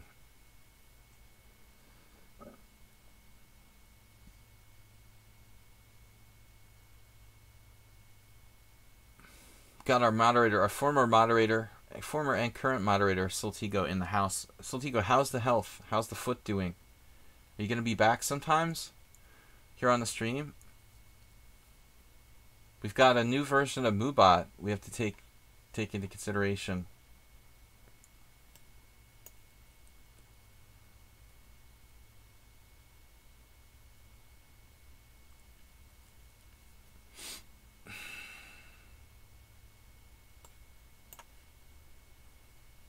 This is kind of an artificial move, admittedly. Just kind of buying time.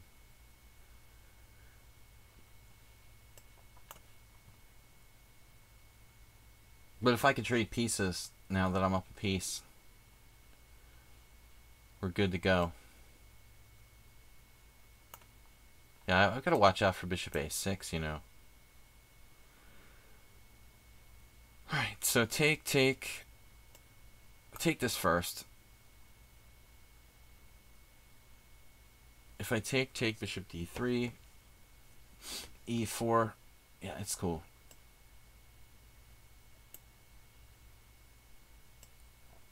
Any move, bishop d3, any.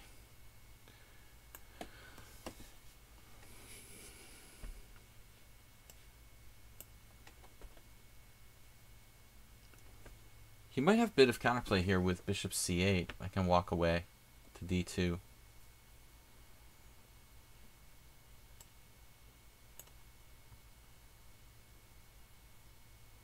That extra bishop is going to be very important in the ensuing play.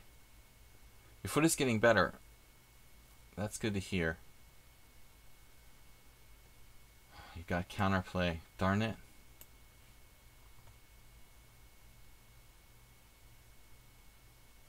Alright, he resigned. So Nils is next. Thanks guys who supported the stream with bit donations. Dim with 700 this week. Merle Dixon, Spectacular Camel. Acer Bates, been watching commercials. He also donated 50. Queen Savage with 38. Don't forget, you guys can also donate via Streamlabs. If you go down on the Twitch page, click on the Panda icon. You can the Panda GIF actually. You can give directly via PayPal to support the stream. So Nils is up next. Unusual openings today. I'm trying to play weird stuff to make it fun. You're going to miss Monday and Tuesdays. Should be able to join streams Wednesday, Thursday, Friday, and Sunday. That's awesome, Soltigo, if you can make it even half the days. Man, I don't know what I do. I've played probably a lot of my openings here against Nils. Let's do the Mexican defense just for something fun. He requested a Gingy Indian. Funny animator Jim, you seem to have some sort of obsession with Roman Gingy-Ashvili. Alright, so d4, knight c6, knight f3. We've got the Mexican defense. Or it could be other things like the Wade defense, I guess, like d6, e4. Or this could be a Nimzovich now. c4. The Mexican is d4, knight c6. I don't know why it's called that. I don't know the history behind it. Maybe the original Torre. What was the name of the Mexican player Torre? Not to be confused with the Filipino. What was the first name of the Mexican prodigy? Torre.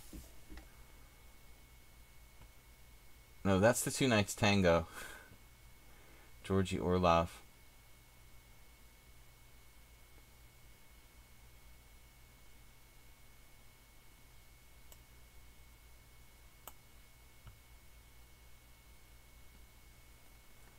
The art of the intermezzo.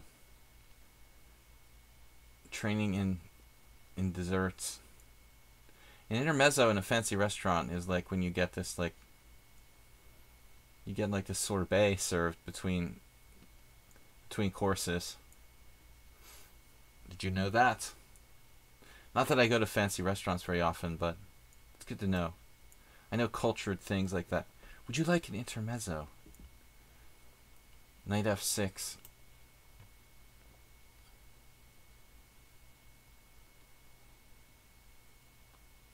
I don't know, this is kind of weird. We're both leaving the tension here. Like, why didn't I just take on f3? Probably I should. Bishop f4 is a bit of a strange move, given the situation at hand. And this seems inconsistent.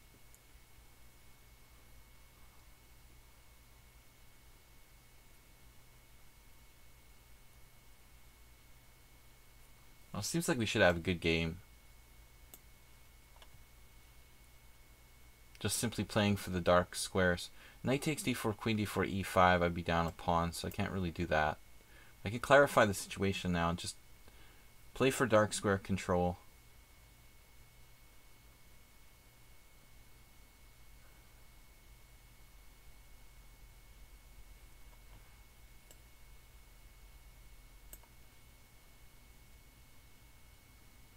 I mean, he has a white square bishop. It looks pretty restricted. It could come out to h3. You know, maybe be a nuisance on that diagonal. But I'm hoping to keep it contained. This, what we call the jolly joker. This joker is not so jolly, though. Europeans, maybe, I don't know where it originated, but the jolly joker is basically like the wild card, so... I mean, we know what a joker is in cards and stuff, but even in the West. But the Jolly Joker is a specific kind of concept, chess-wise, to a good friend of mine. And this bishop is like a magic piece because it's unopposed by the enemy pieces. There is no white squared bishop for black. So I've got to keep that contained. At the same time, we have to consider our development here, you know, not lagging too much in development. Schmelopment.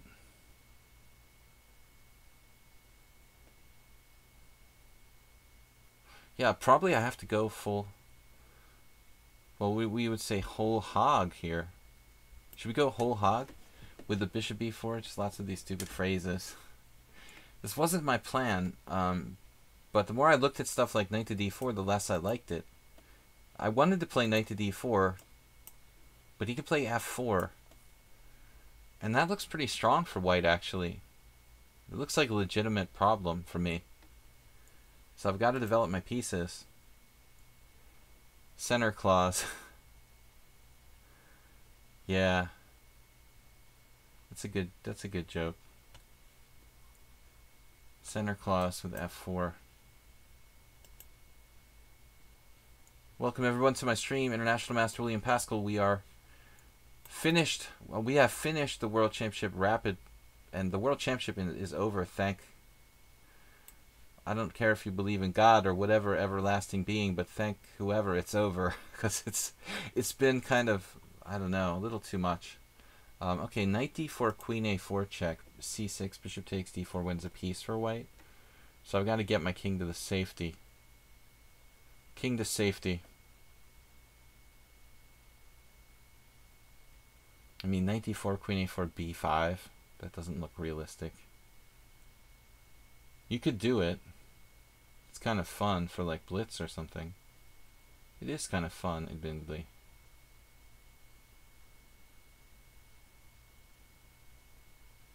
But I don't trust it. I'm going to play principally here. Threatening knight to d4. Now a3. We'll probably have to take and play two knights versus two bishops like Chigorin. He also can try stuff like rook to g1. Of course. Rook g1 threatening bishop h6. Although, you know, yeah, this move is best. This is my Nimzo Indian style of play coming in here. Now he could still play f4, but I don't think it's as good now. And obviously f4 knight, f3 check is pretty disruptive. I'm ready to hammer it in there with c5 if I have to. Hammer and nails, and we're just gonna play with knights against bishops. Who was talking about Chigorin today?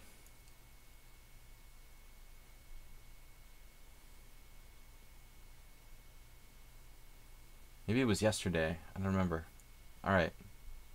Strange hallucinations that I was having a conversation with someone about Chigorin today, but I can't recall having a conversation with anybody regarding it. Alright, knight d4. Yeah, this is kind of passive. I don't know what he's doing. So this is starting to look really good for black. That blocks the g file. Hammer him in there, like I said, with c5. Can't castle. And then we're just going to play to just work the outpost squares. Mikhail Chigorin. Right. White, yeah, lost his g-line to bishop g2. Did not find a good plan. I mean, it's not easy to coordinate when you've got your king in the center. I mean, of course, but using the g-file. I've certainly played these type of positions many times with white, and it's always hard to kind of glue it together. Like, how are you going to play with your king not being castled, or what have you. Alright, we're winning at least the exchange there, so he just resigned. Alright, Nils, thank you for the game. The stream is recovering from the World Championship. Not too many viewers due to streamer overload with World Championship taking place. Okay, guys, I've got time for a few more games. So, Funny Animator Jim is a subscriber. We're going to take him next, and the non-subscribers.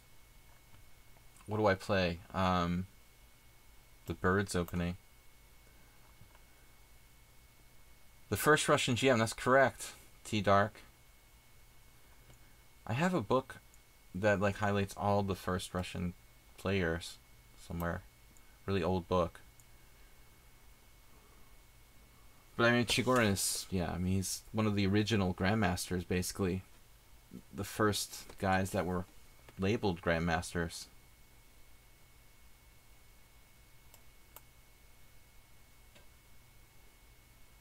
You see, Morozevich has Chigorin Defense Part 1, Part 2, and Part 3. I didn't know Chigorin was drinking a lot. I don't know enough about the like personal history of Chigorin. He's not covered that well in like Western chess literature. I mean, I'm sure like Russian chess literature has a lot more, you know, detailed accounts. Obviously, you know, we just know his games mostly, so probably there's a lot of interesting stuff out there.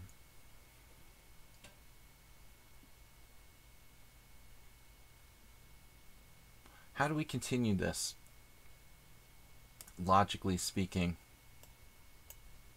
Basically, it's like an English. I feel like I'm playing the... Well, I mean, for that matter, it depends on what black does here. But it could be like an English attack, reversed, or it could be like, well, just what it is. It's a Bird Larson, basically. Except he's playing d6 instead of d5.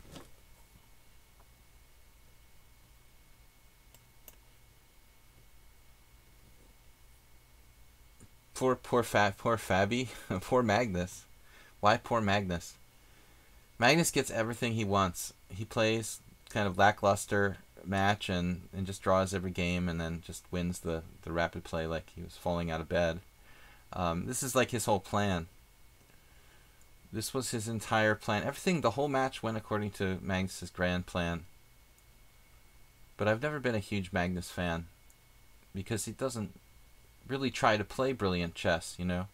He just really just tries to find ways to win, you know. He's the ultimate practical player. That's what I keep reiterating. Yabatis, are you here? Didn't you have a game that was something like this that we saw? A bit stupid of you, Nils. Well, what's the pinpoint? Do I remember Harry Nelson Pillsbury? I'm not that old. Although we did play at the same chess club, sort of.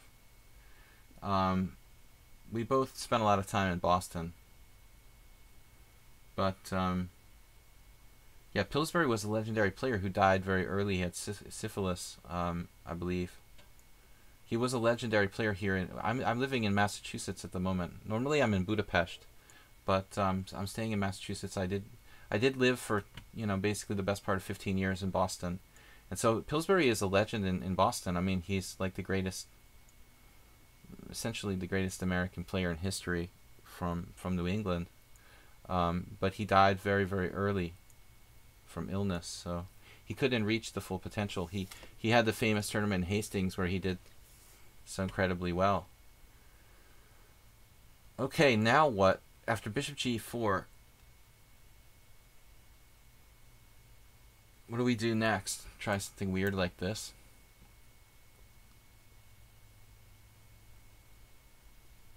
The history of shame with 12 draws. At the end of the day, all that anybody cares about is like who's the world champion. Magnus is Mr. Practical.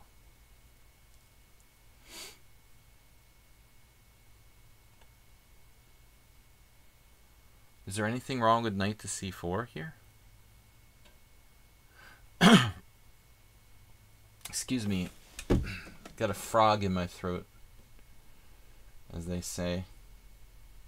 Knight c4, actually b5, that move is really irritating, to be perfectly honest.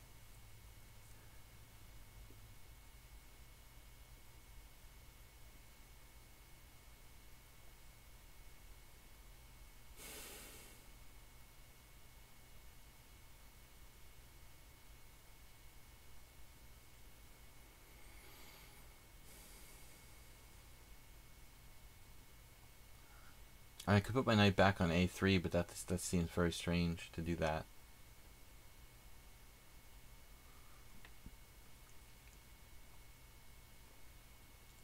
So we have a problem then.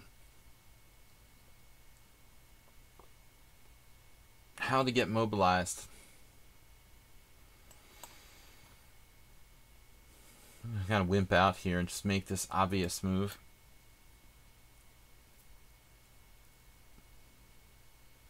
Now our knight can join the party with knight to c4. Still, it may not be that good. The latest brilliancy from our opponent, queen d7. Looks like a good move.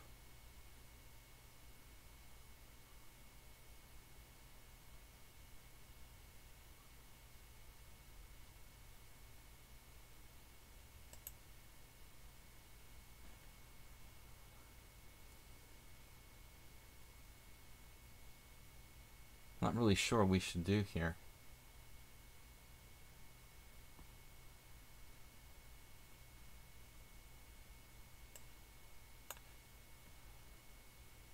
Does he speak English in his videos? What are you guys talking about? The frog single malt. I need an extra donation for a bottle of that. We'll need a large donation to requires a celebration. Dark has been here before, Nils. Maybe you guys just didn't happen to be on. He's relatively new as a subscriber, but not like just the last couple streams. T Dark is saying I should buy a special single malt scotch to help my throat.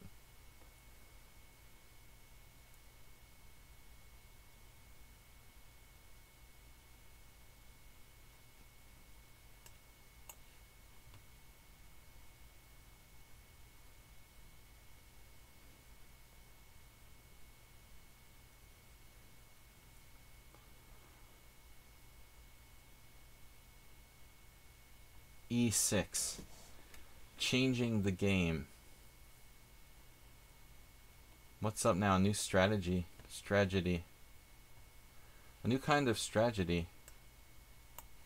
Alright. If you're going to change your plans, I'm going to change my plans.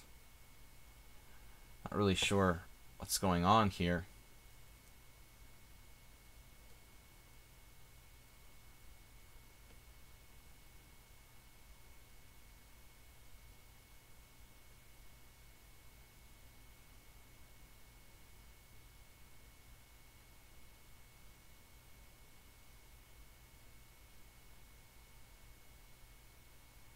He might have missed a very strange tactic there, knight h5.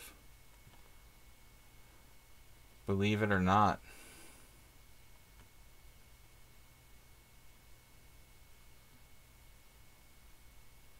Kind of a disturbing move.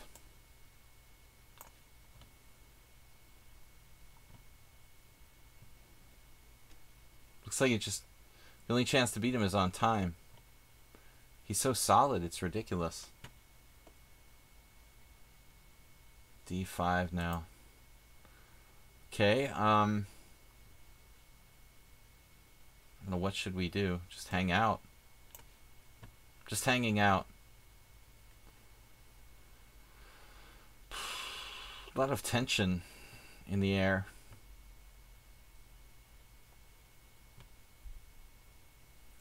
Really good job of really doing, just treading water for black.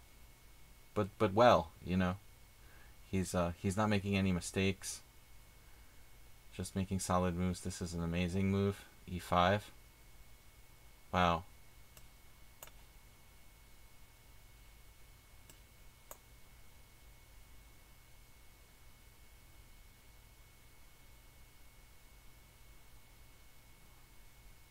All right.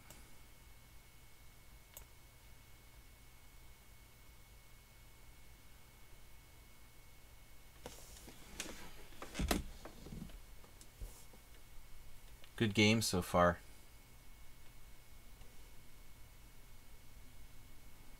Hack his computer to find his address, ship him one. That would be scary. I'll pass on that. Alright, what are we gonna do?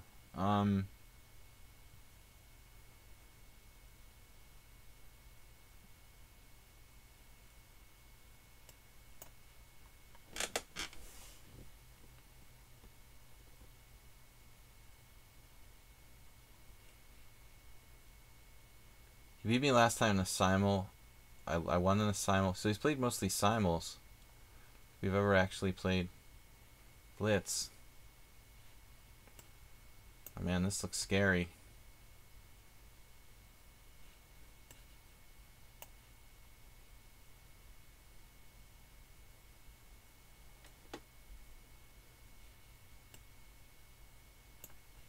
I have no idea what's going on here.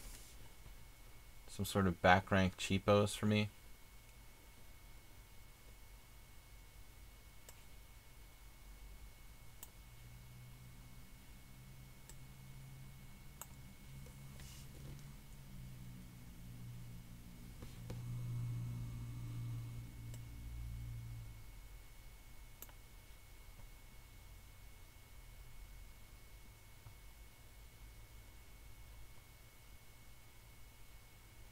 Seems like a master strength player.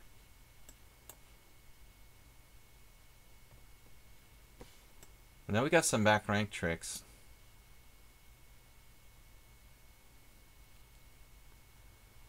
That should make a difference.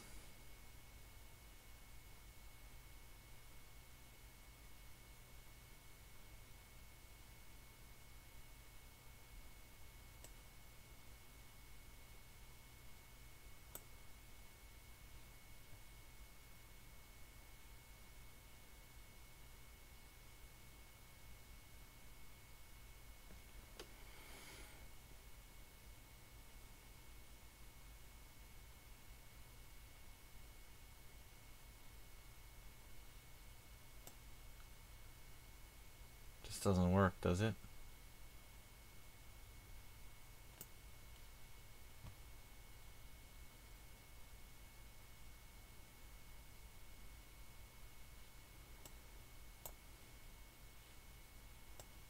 No, you just didn't calculate this.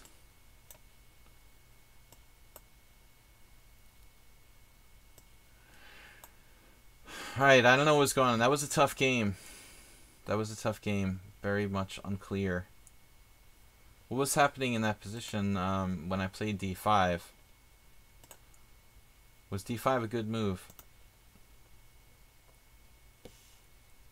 d5's winning. Wow. Surprising, it's winning. I found it. It's nice. I mean, this was the main variation was actually this. Rook takes, queen h6. Queen takes f6 and rook e8 mate. So I'm a little bit lucky there, kind of a trick. But you'll donate $30 for scotch if I give you a free trial lesson.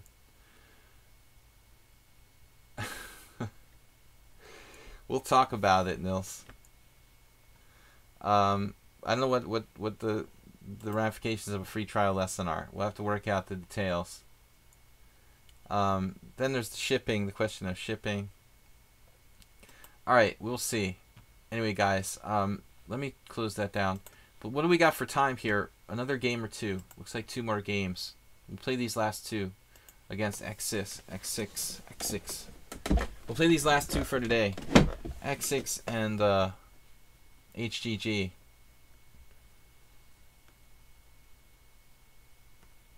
The f-pawn.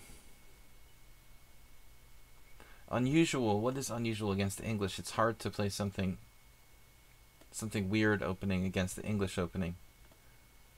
Let's play something classical and hope that we can get something creative.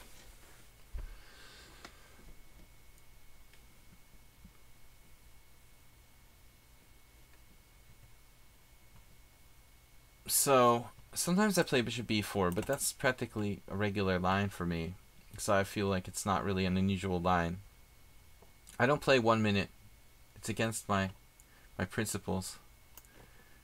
I had in the past occasionally played 1 minute, not on lichess, but back in the day.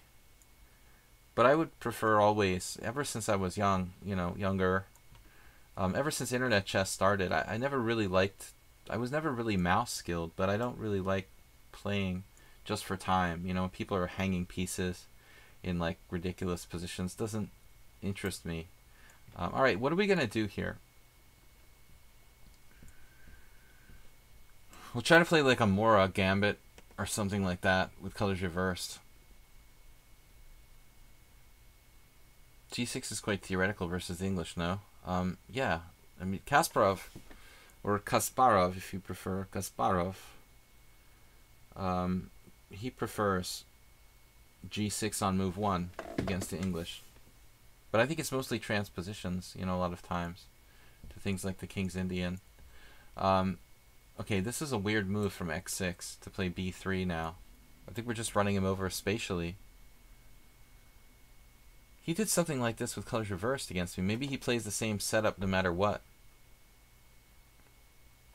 He plays the same setup when I played him with white, basically with black. You get it. Knight a4. Okay, that's probably not as stupid as it looks. I have a friend of mine who's an IM in Hungary, and an old friend of mine, he plays certain lines of the Benoni where he puts his like knight on a5. It's probably not that bad. Though in this instance, I haven't even played c5 yet, so I think that might cast some doubt on it. The fact that I haven't played c5, he can't put pressure on the c5 pawn, may make this kind of weird. I wouldn't play that way, personally. E4. E4 F3. We need to do something here. I guess just develop the pieces. Okay, let's play this. Just to stop a future bishop g5. It's very prophylactic. You play the Grunfeld, right? Yeah.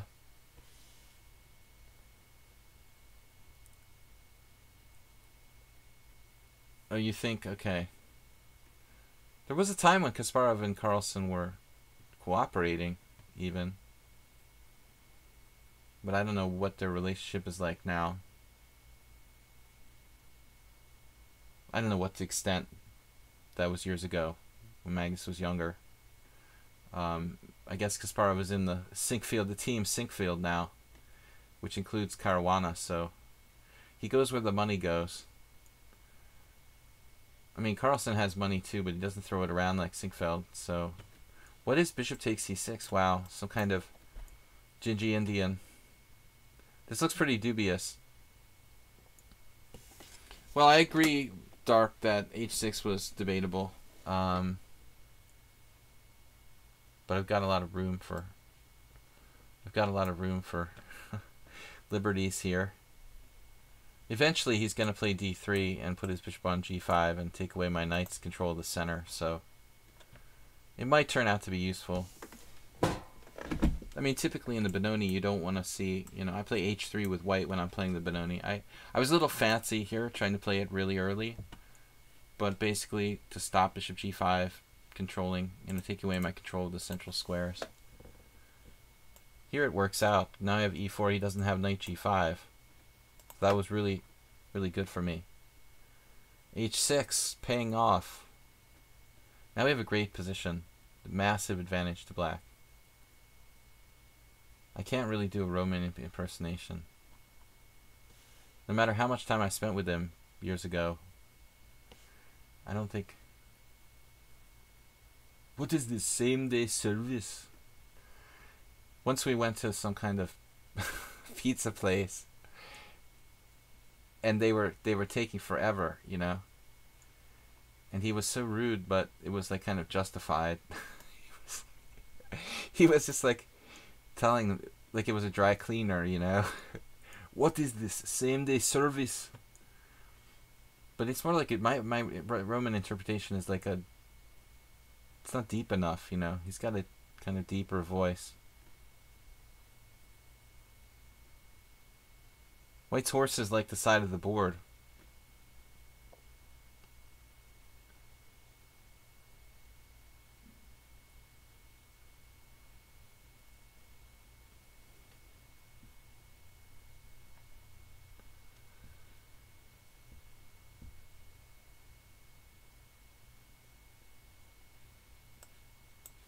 He likes this. He's got the dual knight fianchetto set up. You gotta admire that. Is this the guy who likes to defend? It's the guy who likes defending. That's what I call him. He loves defending.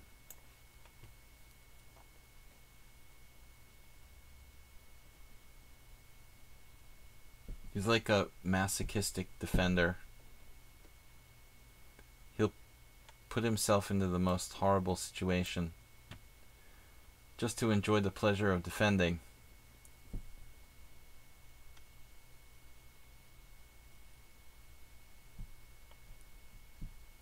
Those knights will be stationary. I mean, this one can come maybe to b2. His future looks bright.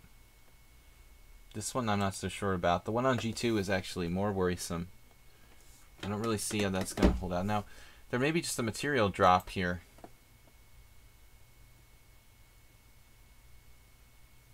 So I take twice on d3. He has bishop takes a5. But then I should have some sort of intermezzo. Queen e2 check. Yeah. Queen e2 check, e7, king d2. And I get my queen trapped with like rook e1. You have to be careful, kids. Bishop takes d3, bishop takes a5. Bishop e4, f3.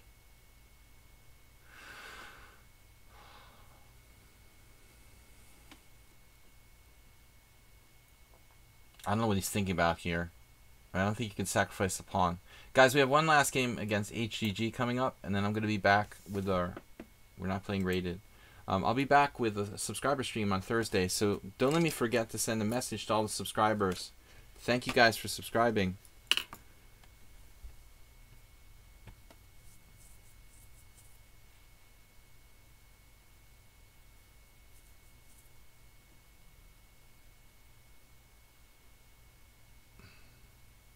Queen e7 check first.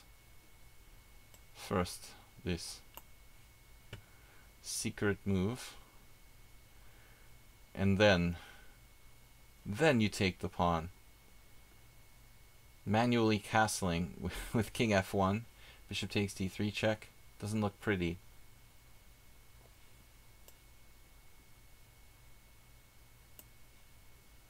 Okay, now he's starting to crumble.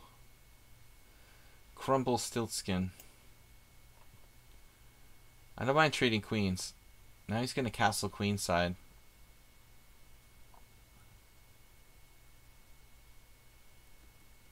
Okay, that looks kind of crazy. He really lost his marbles. He's just going totally crazy. Just lost another pawn. But that doesn't even work.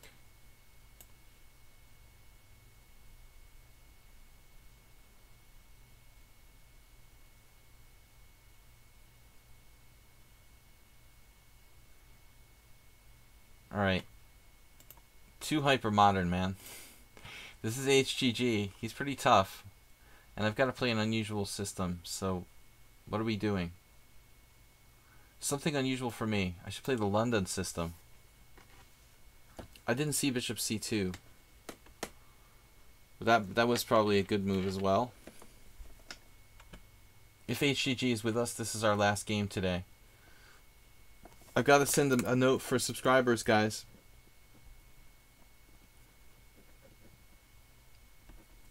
I will let you guys know a reminder about Thursday's subscriber stream, 4:30.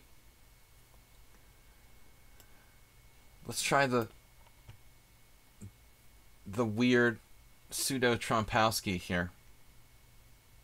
Bishop g5, h6.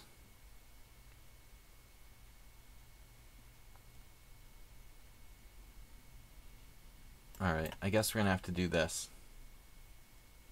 A good reaction from HGG. He has too many G's to pronounce them all, so I just shorten it with HGG. He played knight f6, which I didn't anticipate. Probably not a bad move. I guess I was looking at f5.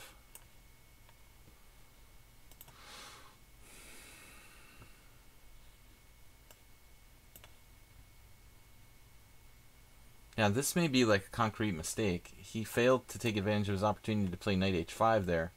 So now he's playing the Pierce. My advice to you guys is this, like my friend Emil Salanci, don't play the Pierce defense if you don't know the Pierce defense. That's basically the idea. If you play the King's Indian and you play like d4, knight f6, and the other guy plays knight c3 on move 2, you can't play like, you know, g6, because white's going to play e4 and trick you into playing the Pierce defense. You can only play the Pierce defense if you know the Pierce defense. It's a very deep concept, but that's basically how it is. Don't play things you don't know. It's very simple. So I'm going to go with e6 here. I may regret this. Well, I'm going to go with e5, and I'm thinking about e6, but maybe I'm overextending, and maybe I'm underestimating HDG. I don't know what bishop g5 is called. This is not really a Trompowsky attack. It's a fake Trompowsky. It's like fake news. Now e6 is so tempting, but do we have a strong enough attack to justify that pawn sack? There's a check on h5. It's very fun. But really at the end of the day, I have my doubts about it. So instead of that, could try something different. Queen e2 looks like a good move. Gotta like queen e2. Nefedov would like this. He plays like weird lines against the Pierce. I played queen e2 earlier in our white game against the French, against JCS. Managed to beat JCS. I still can't believe it. Well, Spectacular Camo, you play things you don't know all the time, but maybe not in a tournament scenario. Yeah, you do it even there. I know. That's not a good idea, though. If you like your rating, or you care about your rating, I would suggest not doing that. Okay, so looks like a sensible move here by black. I mean, this is pretty messed up, this knight on h7. But we need a way to open things up.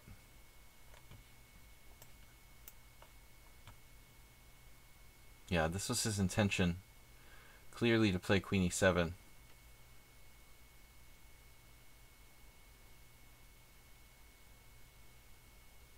I mean, h4 is tempting.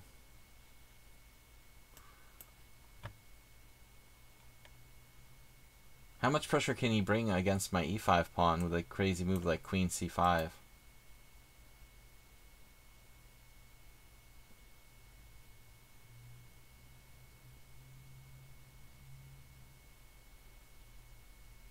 The only thing that I have a problem with is my bishop, but he's also got a bad bishop, but his rook is bad too. I mean, actually, all those pieces on the back rank are not playing now. He's trying to rectify, to directify the situation. Pawn takes pawn, queen takes, check, king b1.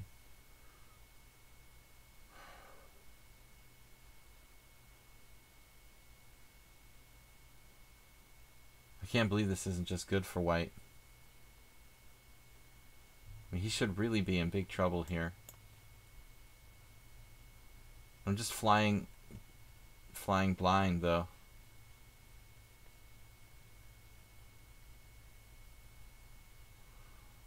I'm not really calculating anything, just playing on intuition, and HGG still has more time than me. I don't know what he's thinking about here. Not a lot of choices. Yep. You found it.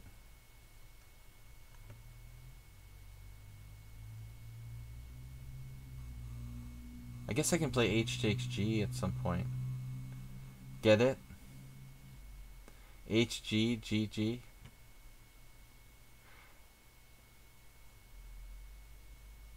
Oh man, this has got to be good for me.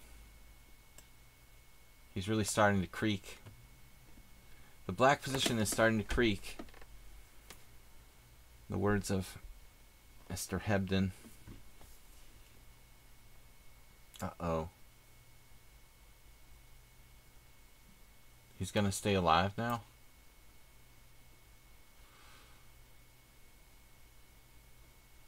Well, it seems like black has compromised this position a lot. Even like take g4, knight d4 should still be very strong for white. He can keep the lines closed temporarily, but his c7 pawn is hanging. Okay, so he goes for this. Trade of queens.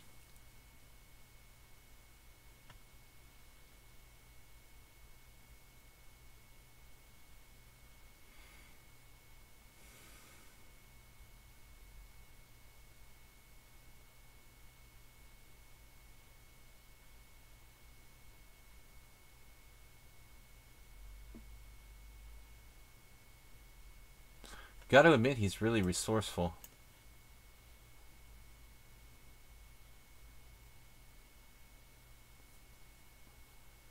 Best I can do is probably win a pawn.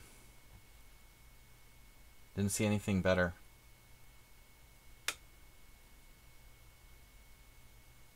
Guys, last game for today. I'll be back on Thursday night with a subscriber stream, 4:30 Eastern Time here. Don't forget to donate, support the stream via PayPal. You can support the stream with Streamlabs. What's up with this move?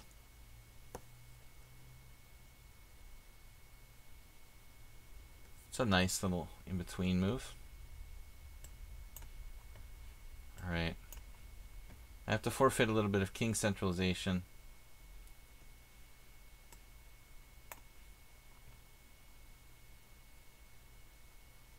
Now he's toast. One of the few games where I castled lately. Oh my god, I said he was toast. Such an idiot. Alright, he has knight takes h4. And I said he was toast?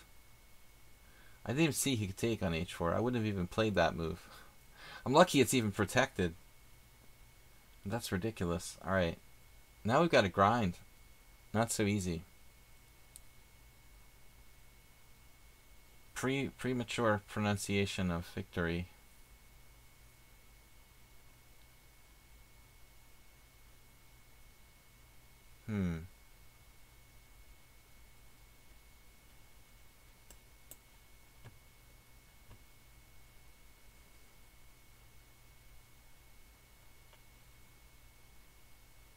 He's 1600. Oh my god. He's faster than me. Well, I was saying I don't really play bullet chess. But the thing is, he plays reasonable moves. His score does not calibrate with the way he's played. I feel like he's scored a lot less than he should have scored in the games we've played. He's played me much tougher than a score of 16-2.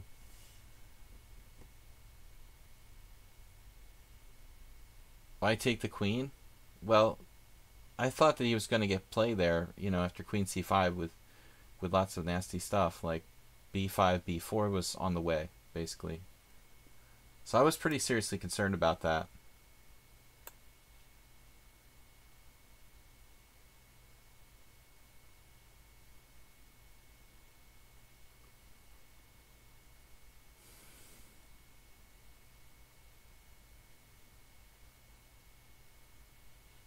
There was rook d8 kind of awkward for me.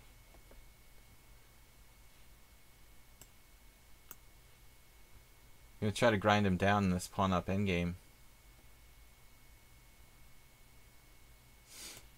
Back rank.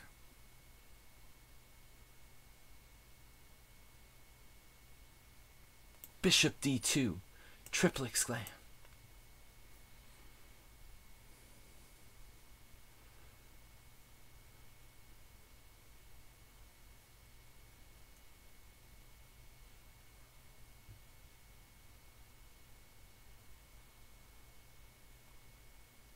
Rook h4. Counter blast. No, I mean seriously, like bishop d2, I just play like c3. It's just a silly move. We have a technical endgame. I think that white has good winning chances. Bishop f4. Not that different than the other move.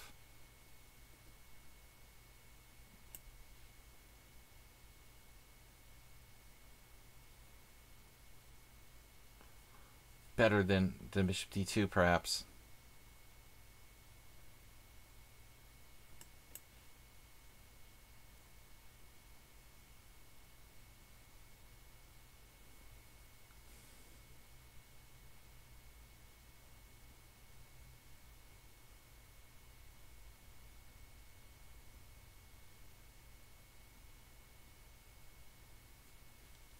Yeah, I mean, that might be a mistake. No, actually looks alright.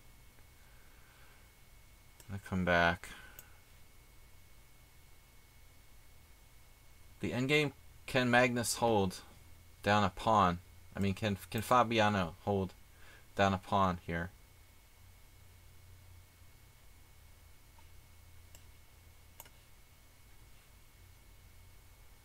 He really shouldn't put his pawns on dark squares, I would say.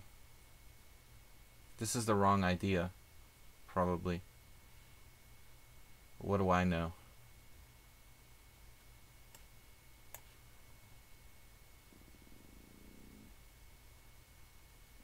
There you go. It's not so easy. He has this.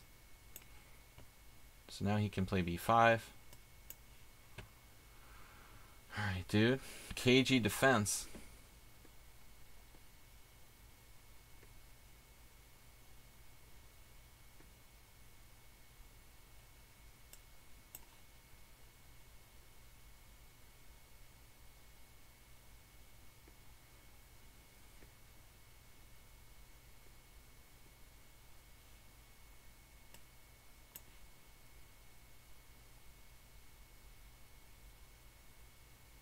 Almost lost on time there.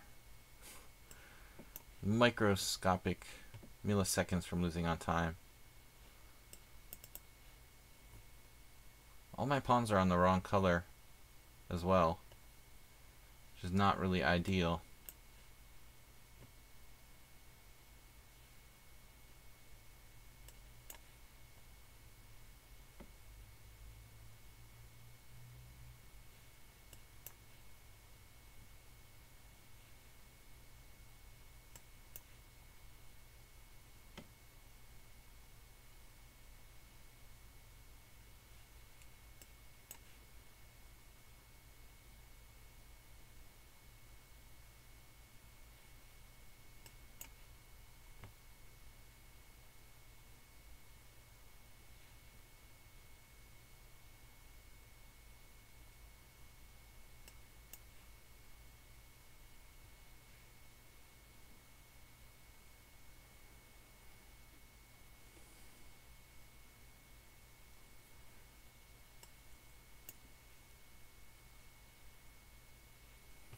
He's got bishop a3, but I have 96 check and then f8 promote and take, and I'm winning. That was a tough endgame, though. I mean, maybe black has legitimate drawing chances if he has enough time to play it really optimally. I've got to go, guys, so I'm out of here for now. Sorry, S-Villain. We'll catch you next time. We're going to do another stream tomorrow night at 4:30. I'd like to thank you all for subscribing, for being part of the stream, watching the end of the agony for Magnus and Caruana today with me. Again, subscriber stream tomorrow night, 4:30 ET here, Eastern time. You guys are welcome. I'm just trying to fight off the hiccups here. You guys are welcome. Thanks for participating. Thanks for subscribing. Please support the stream. Keep it going. Check out my YouTube channel, Video Chess Training on YouTube. And don't forget to like my YouTube channel, subscribe to my YouTube channel, and you can also check out our Discord, Pub Sladgie on Discord. Thanks to Soltigo and JCS for being dual moderators today. And anyway, thanks everybody for watching. Don't forget, if you're interested in lessons and you're serious about taking lessons, you're not going to be one of those guys who cancels all their lessons. I'm available to teach privately, so you can send me an email, videochesstrainer@gmail.com, if you're interested in training. Thanks a lot, guys. I will see you later. Bye-bye. Bye-bye. Goodbye.